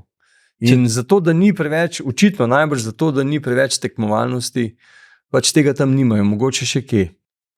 Kaj bi pa recimo svetoval pol, pa mogoče se nimaš toliko stika, ampak se glih, ker si toliko časa v teh vodah, kaj bi svetoval enemu staršu, ki je toliko čuječ, da ko je recimo svojega otroka dal v nek klub, nek tečaj, kjer pač trenirajo športno plezanje, pa pol začnejo na tekme hoditi tudi, Kdaj pa zdaj nek čas, da mora ta starš biti pozoren, da gre pa mogoče stvari tam predelač v napačno smer, da če bom rekel, da se otroku škoda dela, je to mogoče preveč močen izraz, ampak kdaj je pa čas, da se pa ustavi konje. Ja, zdaj, mislim, ta prvi nasvet bi bil, da ga naj pustijo pri miru, da bo otrok užival. Zdaj, druga stvar je pa jasno, da ti moraš malo spremljati svoje otroke, neko tako, kaj počnejo. Zdaj, to, kar si rekel, sej to za enega je mogoče malo težko, ker malo v bistvu ne vidi ta prav trenutek, ali se v nekem klubu tako dela prav, ali ne prav, ali se dela preveč. Takrat bi pač mogel, zdaj, vprašanje, koliko imajo tudi znanja te ljudje, stopati do trenerja, do kluba in reči, gledajte, ali pa ga spraviti kam drugam, Mislim, ne bom rekel, da je vse skupaj tako enostavno, sej po drugih športih isto, Najslabše je, da bi zdaj starš tam visel na treningu, Mislim, to kamor ne gre, to je jasno, da ne gre, in je potem težko videti, kako se dela, ampak za tiste, ki ne poznajo šport, malo bolj je to neko kar komplicirana zadeva, ampak jaz mislim, da je treba nasploh mlade ljudi je super, da jih seznanaš z nekim športom, ali pa tudi neko drugo dejavnost, vsem, da nekaj dela, šport je drugače kar v redu, že zaradi tega, ker nekako se otroci naučijo, da se morajo potruditi za nekaj, in pri plezanju mogoče tudi fajn to, da nekako si privzgojijo ta občutek odgovornosti, če ti zdaj varuješ enega svojega prijatelja, moraš si na nek način odgovoren za to, če on pade, da ga boš ti, in skratka, da se dela vse prav in da ne jih pustijo pri miru, da to z veseljem delajo. Če enkrat pokaže, da mu to lih ni prav preveč fajn, naj ga pač rekel tako, naj držijo z njim, no. Naj držijo z njim in bo pač najdel drugo dejavnost, v kateri bo užival, ker samo v dejavnosti, kjer mlad človek, pa tudi sicer ne, uživa, lahko doseže neke, ne vem kva, rezultate, nekaj dobrega naredil. Razvija neke potencijale. Ne? Absolutno. Svetovnih prvakov je zelo malo. Ja, Timož, na let je sam eden. Ne? in tukaj starši pač, ne vem, jaz bi jim res svetoval. In zdaj bi vsak rekel, kaj pa tvoji mulci, ne? Jaz sem z mojimi mulci delal tako, kot sem zdaj povedal, ne? Če sta videla fotra, da to počne, sta počela še ona. Zdaj, če ima je bilo to fajn, v redu, če ima pa ni bilo fajn. In ko sta v bistvu nastopala v državni mladinski reprezentanci, sta oba en trenutek rekla, da ima ni več toliko fajn. In jaz sem rekel, glej, v redu, če ti ni, boš pač nehal. In sta oba začela plezati po hribih in čau. In nismo nobene drame delali z tega in nič. Tako da to bi bil. Kako pa pol, recimo, vidiš zdaj celotno, kako čem reči, stanje teh organiziranih tekem po širom Slovenije, za mlajše člane, torej za otroke, pa potem za neke mladince, mlajše kategorije, pa da ne rečem pol tudi za članske vrste. Kakšno je stanje, kakšna je kondicija organiziranosti teh tekem, ali pa kaj so tudi tisti glavni problemi, s katerimi se verjetno sploh organizatorji. Zdi se mi, da te kondicije jim malo zmanjkuje. Da smo pač dosegali v tem pogledu nek višek in da zdaj grejo stvari malo tako, sapa jim malo pojenjuje in tukaj bo mogla Komisija za športno plezanje, pač mi vsi imamo že neke ideje, kako in kaj, mal se bolj vključati in probati mal animirati vse te in tudi nekak nivo poskušati spraviti nazaj. Ne? Tukaj so finančni problemi, ker so, zdaj moramo vedeti, da danes nekega prostovoljstva, da je kar težko ljudi dobiti v klubu, to ni enostavna stvar. In zdaj leto za letom jim potem te kondicije, kot se neko malo zmanjkuje, malo postajajo naveličan, vedno mora biti v klubu en, ki vleče cel voz, tudi te ljudje so že malo upehan. In tako je zdaj trenutno stanje, da imamo, se mi zdi, problem speljati malo bolj korektno državno prvenstvo. Ogromen mularija je na vzhodni in zahodni ligi, kjer so mogoče te zahteve malo manjše, tudi poteka vse na malo bolj takih manjših stenah in tam so, bi rekel, da so te organizatorji kar zagnani. Pri ostalih pa, ki imajo že veliko kilometrino, pa postajajo malo utrujeni. In jaz to razumem, da je tako in tukaj sicer Komisija za športno plezanje brez sodelovanja vseh klubov pač ne bo mogla kaj dosti narediti. Kljub vsemu mora vsak od nas, ki je na kakršenkoli način vpet v to, nekaj svojega prispevati. Da bomo lahko nekako ta trend, če že ne, spet dvignili na orang nivo, vsaj držali. Ni tako enostavno, moram reči. Pa zmanjkuje, bom rekel, tudi nekega človeškega faktorja v smislu strokovnosti, ali je glavni problem nek manko financ za konkretno organizacijo? Jaz bi rekel, da oboje. Da niso čist finance razlog, so pa velikrat. Zdaj, če klub to dela v zgubo, pa kar težko dolg časa to vleče. Ker tudi tako eno tako laična ocena nekoga, ki je mačken v tehle športno-plezalnih vodah, bi rekel, da pravzaprav šport kot tak, tudi rekreativno v Sloveniji, da je še vedno zelo popularen. Mogoče je še vedno v celo nekem porastu. A se ti zdi, da to je tako? Je tako. Teh ljudi, ki se tako ali drugače srečajo s športnim plezanjem, in že zaradi tega, ker so ti plezalni centri taki in drugačni, jih je po Sloveniji čedalje več. In tudi teh ljudi, ki jih ta plezanje zanima, je kar veliko. No? Jaz mislim, da kar veliko, ampak je pa tudi res, da je en del populacije tak, ki se ukvarja z cel kup takimi športi. Ne? Malo bi plezali, malo bi jadrali, malo bi ne vem kva, s čim letali. To pomeni, da se samo dotaknejo nečesa malo, ne obvladajo, ker tukaj je vsem tudi faktor varnosti. Ampak nasploh bi pa rekel, da se rekreacija povečuje. Sej v končni fazi v teh centrih vidim ljudi, ki so že kar v letih, pa plezajo. Ja, pa plezajo, ker se imajo očitno v redu.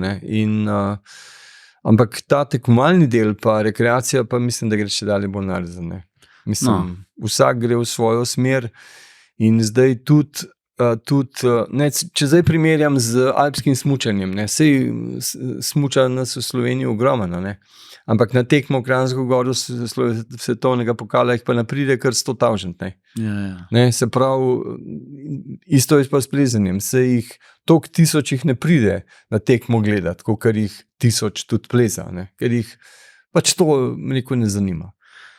Lej, recimo prej se pogovarjali o tem, kako ste solirali svoje cajte, smeri, mogoče to še danes kdo počne v smislu neke priprave za karkoli, ampak tudi na ravni nekih rekreativcev, ki se začenjajo loteva tega športa, je pač treba jeti skozi nek protokol, zato ker se je treba manevre naučiti, treba se naučiti vrvati in tako naprej, in to je treba narediti z nekim inštruktorjem, skratka z nekim strokovnjakom, ki to res razume.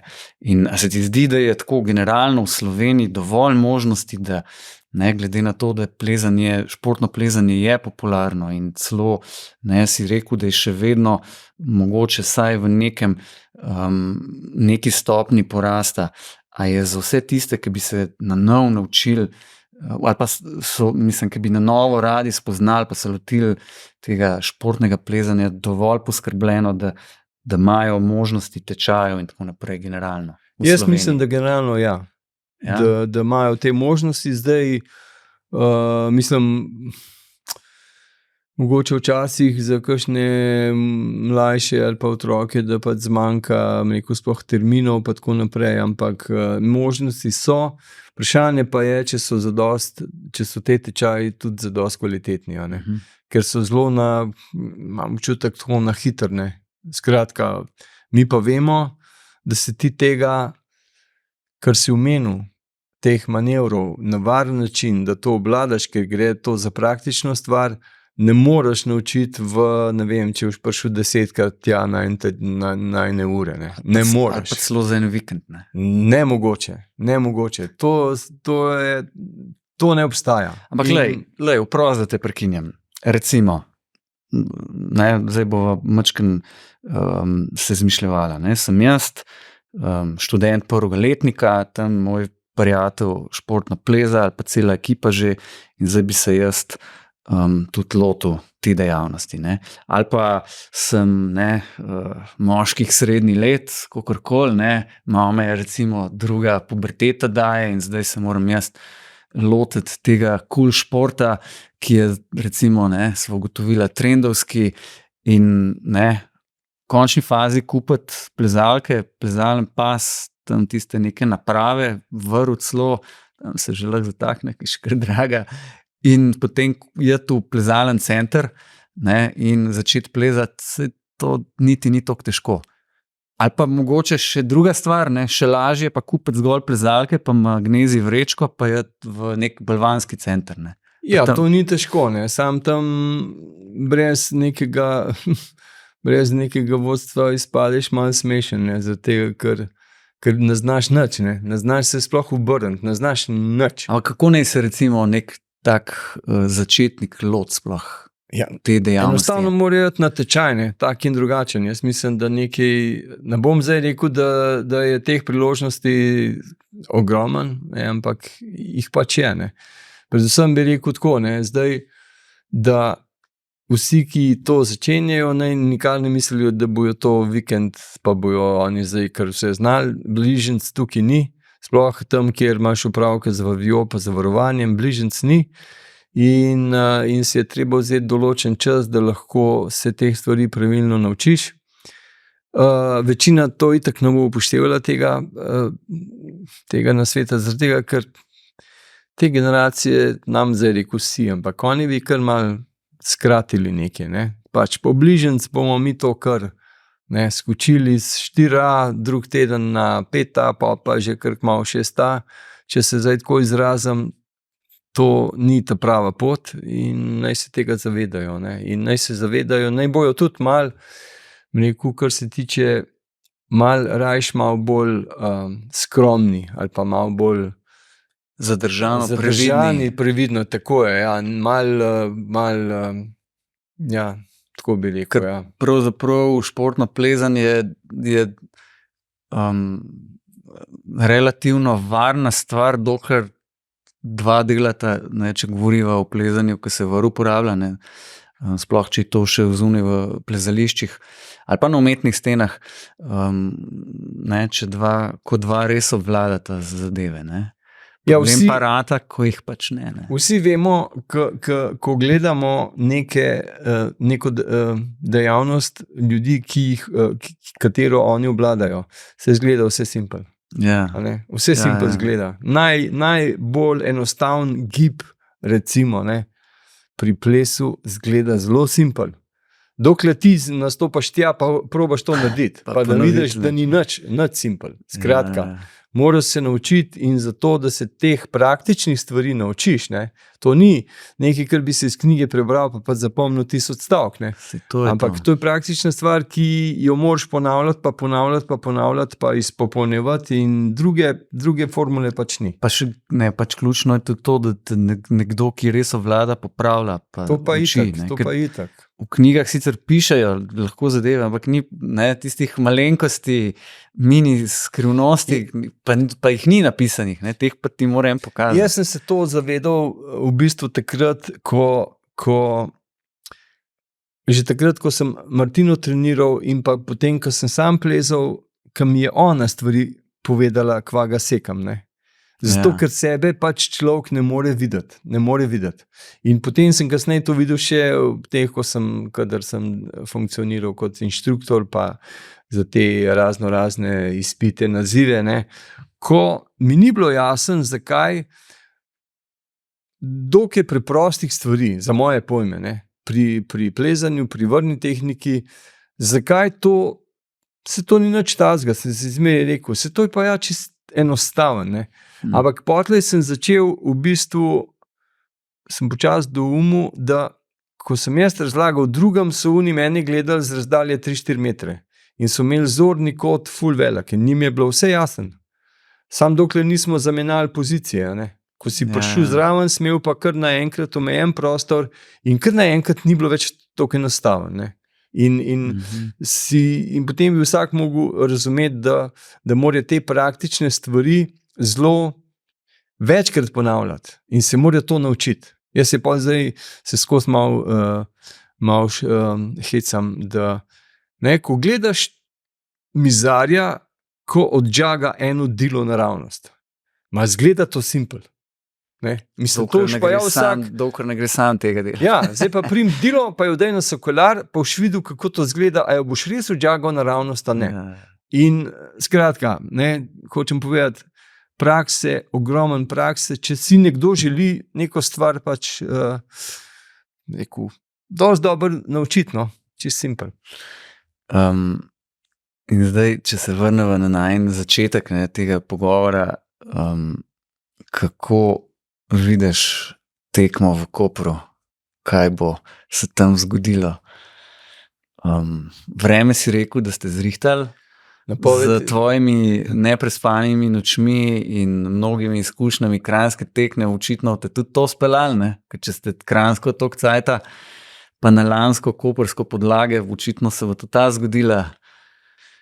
Ne, če smo jih 26, bomo še tudi 27, no, ne razen više sile, ampak obeti so v redu. Bo počel na štadionu. Obeti so v redu, jaz si želim predvsem v prvi vrsti čim več ljudi, ki bo navijali za vse, seveda naše bojo navijali še posebej, ker tekma brez tega ni več tekma. Ja. To je slabo, to je ena pogrebšna na koncu. Tako da jaz se zato ne bojim. Kaj sicer pričakujem, naša reprezentanca je treba realno povedati, da če to primerjamo z rezultati 2 let nazaj, niso tako bleščeči, ob tem seveda ne mislim na Janjo, Ne vem, od kje se je ta Janja vzela, ampak mi smo lahko samo srečni, da jo pač imamo, ker ona je pa res, ona pa je, bi rekel, to, kar dokazuje na vseh teh tekmah in tudi kar dokazuje statistika v končni fazi. Da kaj tazga se pa v plezanju še ni zgodil. To resnično. Od vseh začetkov do danes kakšnega tazga športnika še ni bilo. Tako da je seveda pričakovanja so velika, ampak jaz sem Janji rekel, da tudi ona ve, se ona to občutne. Ker jaz sem že to takrat v Kranju na teh tekmah videl, ni tako enostaven stopiti ven iz tiste tranzitne cone pod steno, kjer imaš za sabo eno ogromno količino število gledalcev, ki vsi pričakujejo, da boš zmagal. To ni tako enostaven, naj si vsak proba zamisliti, da bo on to naredil, kako se mu hlače zatresajo, in to so veliki pritiski. Janja sicer navajena to, moramo pa vedeti, da zdaj tako bom rekel, če bi bila balvanska tekma, potem bi jaz rekel, bi bil dosti flegma. Čisto jasno, kdo bo zmagal, ker je to na teh tekmah pokazala, da je daleč pred vsemi. Pri težavnosti je pa vseeno, ima konkurenco v Japonki, absolutno. Za druge si pravzaprav mislim, da in nihče, nobena ne more, ne seže do kolen. Je pa res, vsi vemo, tekma je tekma. Ja. Tako, kot najboljši smučar zatakne za kol, tako se tudi tukaj kaj zgodi. Ja, seveda. Ja. Ampak pričakujem dobro vzdušje, fajn tekmo. Ker vseeno, če primerjaš Kranjsko tekmo v dvorani noter, kjer pač v neki točki so se mogla tam vrata zapreti, če tudi bi še kdo hotel not, je tukaj zdaj pa ta potencial občinstva pa na drugi ravni. Moram reči, da naj omenim, da so tako, ko smo začeli predstavljati tekmo iz Kranja pa kam drugam, pa so bile v začetku Stožice v igri, še takrat pa nam je potem to korona rešila, te skrbi. Ja, pa smo se nekako silom prilike mogli še kar nazaj vrniti. In pa so tako ti ljudje, mislim, ki se zdaj vse ukvarjajo, tako malo sprašvali, pa mislim, če meni to v redu, jaz nimam nobenega, moram reči, da nimam jaz nobenega problema s tem. Nobenega, nikoli ga nisem imel. Da je tekma iz Kranja šla. Da bi mogla biti zdaj tekma kar tam v Kranju, zaradi mene je lahko kjerkoli. Resnično. Ampak dobro, se tudi infrastruktura zdaj v Kopru je na drugi ravni. Hočem reči, tekma v Kopru je 3 štenge na višjem nivoju, kot pa je bil prej Kranj v najboljših letih. In zdaj tudi ta ekipa, že tudi prej, se tudi že Kranj prej in lanski Koper je ekipa, ki organizira to, je ogromna. Jaz imam ta športni del, Matej Planko ima organizacijski, ostali. Skratka, v petih je bistveno več ljudi, zaradi tega, ker obseg je toliko velik, da to en človek ne moreš to miselno sploh hraniti v glavu. To je nemogoče. Tako da si lahko predstavljamo. Zato, da pač je to tak dogodek, kot je bil recimo lanski Koper, ne, kjer smo še vedno naredili nekaj failerjev, pa jih bomo letos popravili, pa se bo letos sigurno še tudi kakšen pojavil, ker to je zmeri tako. Sam generalno pa je prizorišče, mislim, to, kar se lansko zgodilo. Jaz pred tekmo, ko sem imel še toliko unih majhnih skrbi, pa vse to čekiral, vse je tako, kot mora biti, ne? In pred tistim javljanjem v živo za televizijo, ko sem tam gor stavil in se okrog obrnil, ko sem šele takrat dojel, koliko je to ljudi. Sem rekel, to je pa noro, to se pa še ni zgodilo. Ja, vzdušje lani, to je bilo res noro in verjamem, da bo letos isto. Zdaj pa mačken probi si zamisliti, ne, v mislih tam, kdaj si rekel, prva tekma leta 88, s tam na štreku visel, pa kako si rekel, da si z metrom višino meril. In če se zdaj, tako nam rekel, cel film zavrti skozi vsa ta leta in zdaj bam, tale prihajajoča sobotna tekma v Kopru. Kako sta to dve različni vesolji? Različni vesolji. In kakšen preskok je se tudi zgodil, ne? Ja, v končni fazi vmes je koliko 12, vmes je 34 let, ne? To je ogromna doba, ne? Tako da preveč razlagati to tem današnjim rodovom je brez vede, ker pač ne moreš. Oni bi mogli to videti. Mislim, mogoče je kdo od njih to videl. Mogoče bi pa mogli na tako retro tekmo organizirati tam nekje. Se napraviti po tistih pravilih in ti nas štrik in z metrom gor. To bi crkavali bi od smeha. A pa misliš, da je zdaj v Sloveniji športno plezanje postalo del tiste skupine športov, ki smo Slovenci generalno, ne zdaj sam naša plezalna skupnost, zapopadli pa kot del neke, bom rekel, tudi slovenske športne identitete. A je zdaj športno plezanje tudi naš šport? A smo že tam daleč? Smo že tam, no, tako? Ja, Kaj pa vem, mogoče še nismo tam, no, tako, ampak po številu ljudi, ki se s tem ukvarjajo, tudi potem, koliko ljudi danes ve, kdo je Janja Garnbret, ne, in kva ona počne, ne, kva ona počne, že to, ne, je neverjeten. Mislim, zanč enkrat nazaj sem vodil, mislim, da sta bila dva možakarja iz Francije, ja, točno, možakarja iz Francije, pa smo se malo pogovarjali, ne. Kva sicer počnem, pa tako, pa bla, bla. In ko smo prišli na športno plezanje, je rekel, je seveda, Janja Garnbret, ne. Možakar, ne vem, okrog 60, kaj tazga, z Francije, si mislim, ne. Tako da zdaj pa ne vem, jaz mislim, da ta planinska srenja ve, za kva se gre. Mislim, je mogla slišati kdaj od tega. Saj ona je postala prava zvezda, ampak ne sam pri nam. Ona je res globalna zvezda. To, kar prej pač tega nismo imeli. In to je, se mi zdi, vsi taki, tako kot sva prej rekla, da so taki športniki pomembni kot vzor za mlade ljudi. So verjetno taki ljudje tudi naredijo kar nekaj za nek tak nacionalni ponos, ne. Kljub vsemu, ne. A so rdeči, črni, vijoličasti, ali vem kakšni, ampak vsem se zavedajo, pismo, to je človek iz našega okolja, ne. Se pravi, to smo mi na nek način sproducirali, ne. In tako kot drugi športniki, no? Ali pa nekdo, ki je dosegel nekaj več, se mogoče je šport celo mal preveč povzdignjen v primerjavi z ostalim, ne vem, znanstvenike imamo verjetno tudi super, umetnost pa ne vemo, tako katele, a ne.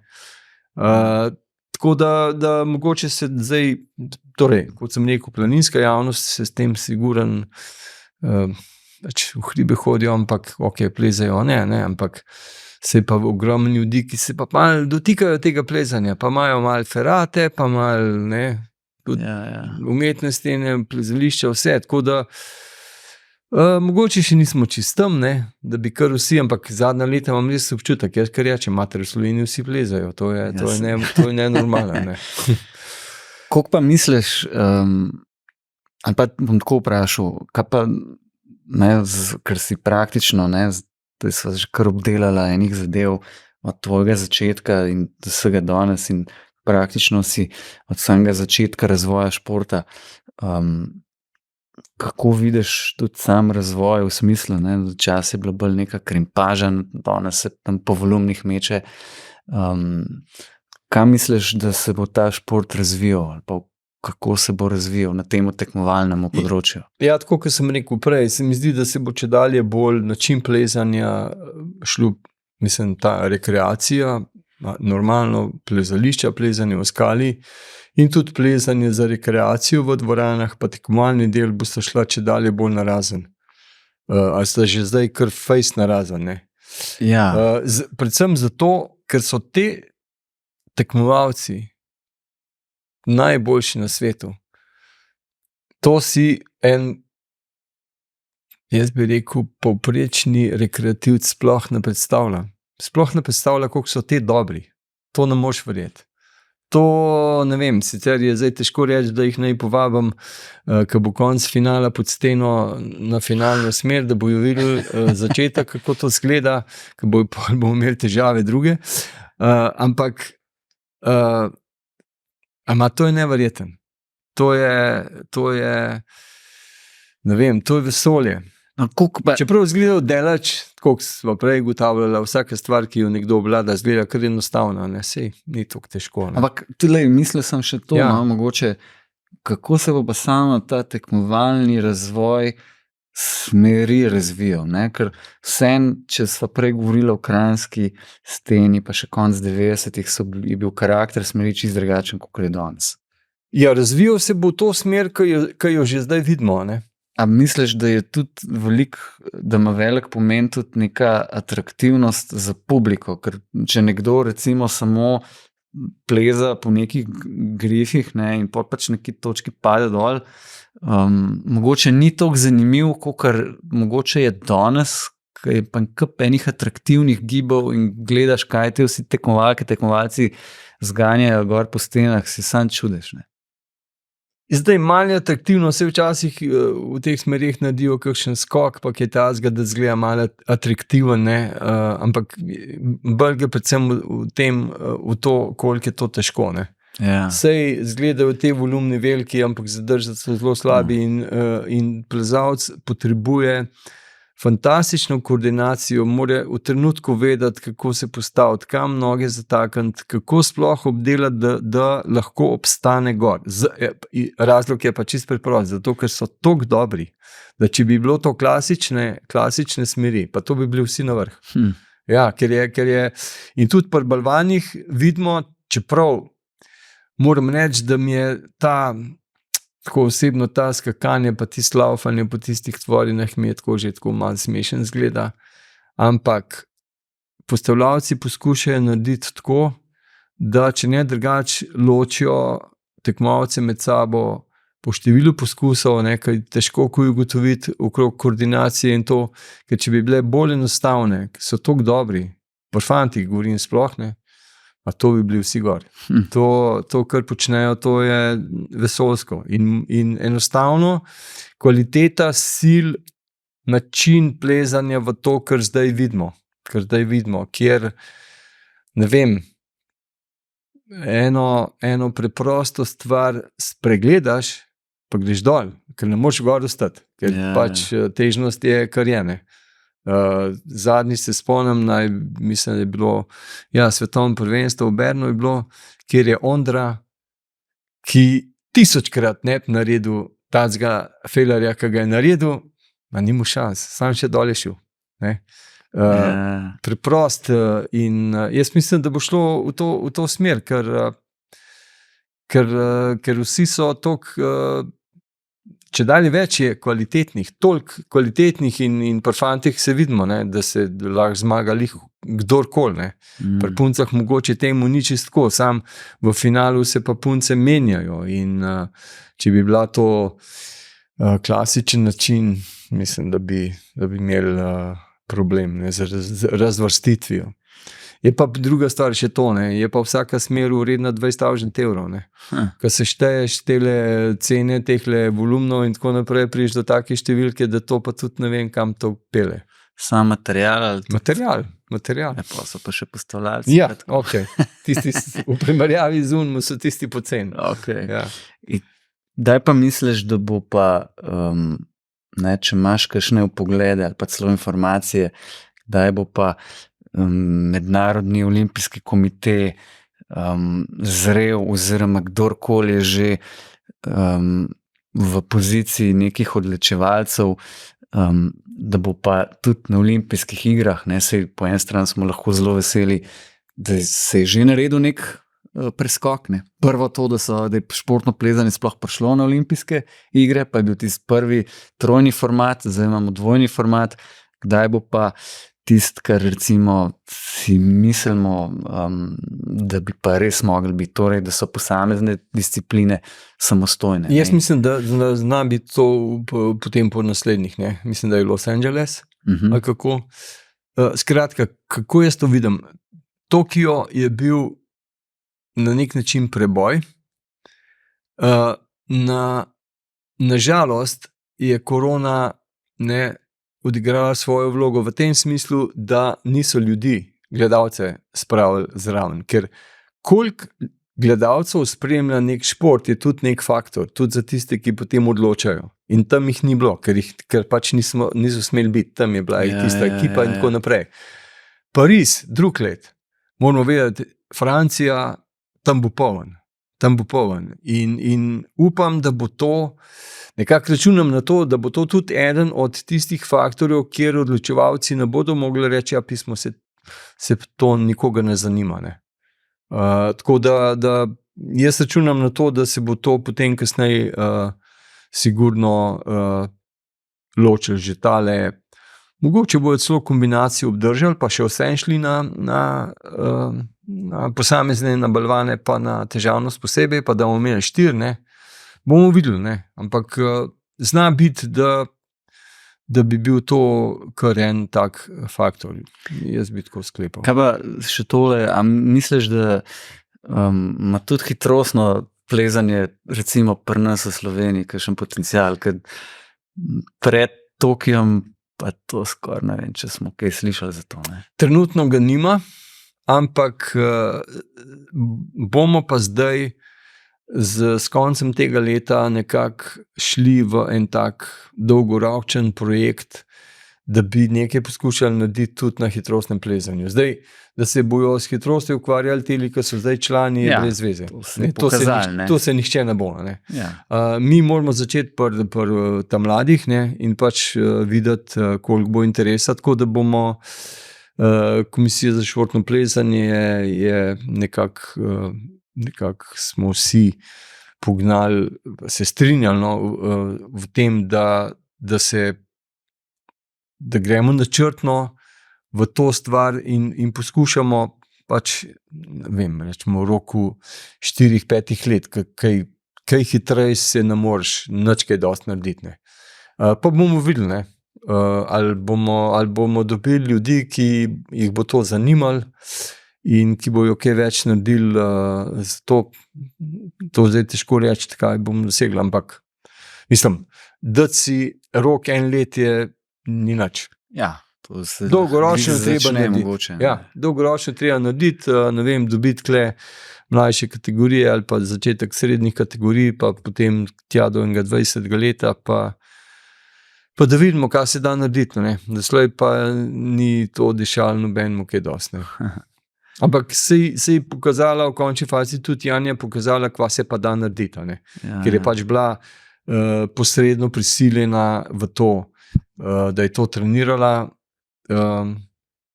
Sva kasneje govorila, ne, če je to kaj dosti pomagal, je rekla, da niti ne in da je tudi na misel ne pride, da bi se zdaj še s tem posebej ukvarjala, ker je res to tako drugačeno. Ne, ne vem.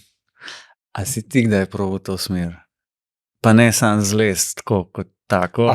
A si se kdaj zagnal? Malo sem se, ampak na koncu gotoviš to, kar so prej govorila, da vse zgleda lažje, kot pa je. Ne? Ni tako lahko. Ne? Mislim, že zlez se moraš malo, zdaj v mojih letih se moraš malo potruditi, ampak tako, ne? Da pa pač bi rekel hitrost, tist pa smo bližje delač od tega. Ne?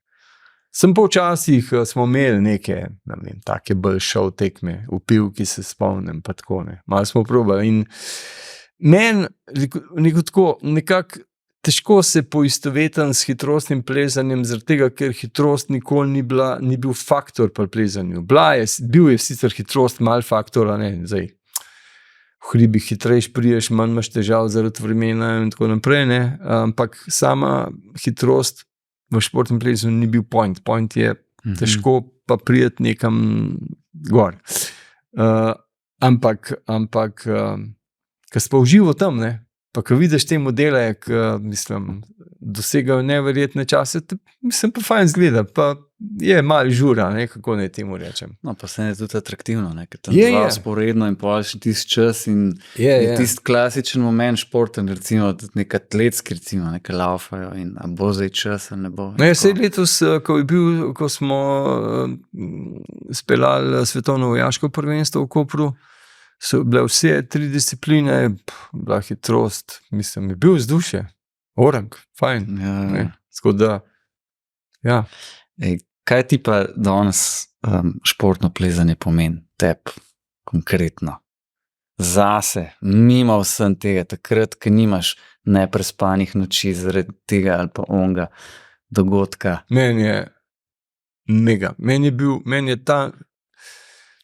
je ta način gibanja, sploh ni važno, gre za športno, gre za plezanje v hribih, ampak ta način gibanja, ko sem se s tem enkrat zastrupil, če ga nimam njih dosti, že kar malo prsten.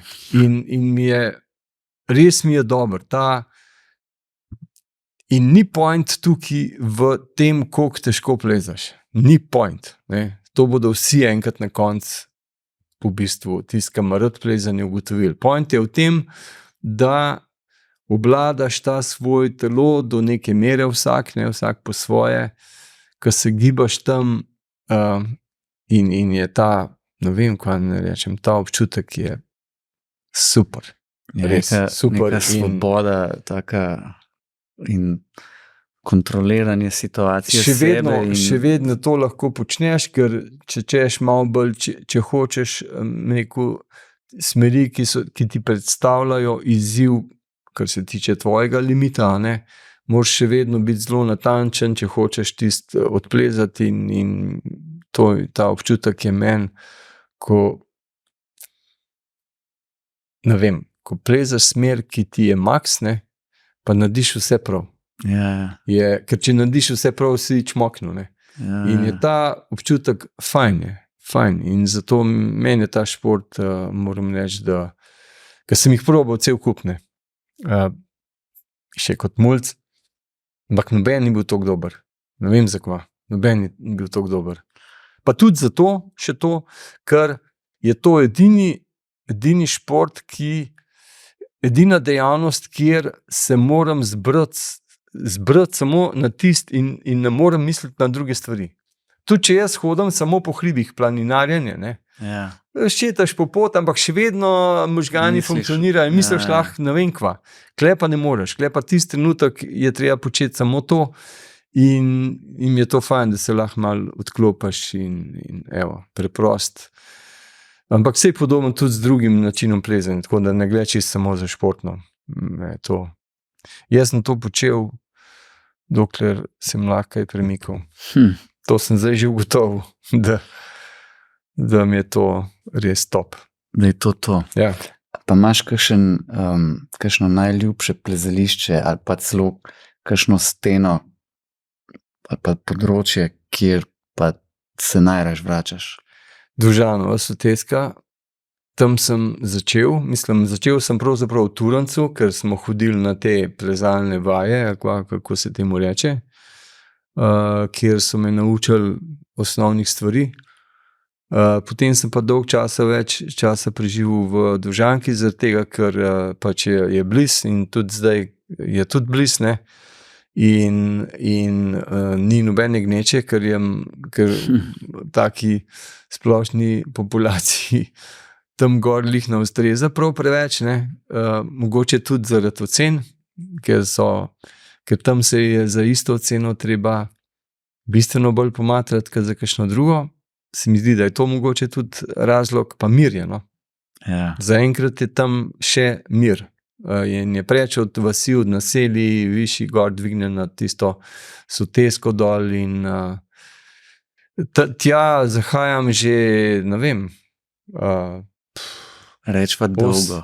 Rečva že zelo dolgo, ja. In mi še vedno ni dolgčas, no, res.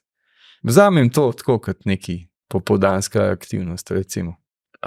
Tomo, hvala, da si me in nas popeljal v tole tekmovalno športno plezanje skozi čas in skozi tvoje plezanje in tvojo vlogo v vsem tem času. Verjetno si pa lahko predstavljaš, da zdaj ti bom pa za vratom visel in te hotel še enkrat spraviti za tale mikrofon in spregovoriti tudi po tistem drugem modelu tvojega plezanja, ne, ki se pa je bolj dogajal po hribih. Tako da kar pričakuj še en tak pogovor. Ok, bomo že najdli kakšen cajt, ne. Če ne bojo preveč provokativna, oziroma ne, če bojo, od mene lahko pričakuješ take direktne odgovore. Ja. Zato, ker jaz pa res ne znam povedati tako na lep način. Ali pa me rekel, dajva tole raj preskočiti. Prav, zdaj se mi zdi, ne vem, pa če midva kar zdajle še za 2 ure podaljšala, pa kar greva, ker že sva že kle. Ne, zaenkrat res še enkrat hvala. Bilo mi je veselje in slej ko prej ponoviva. Ok, velja, enako.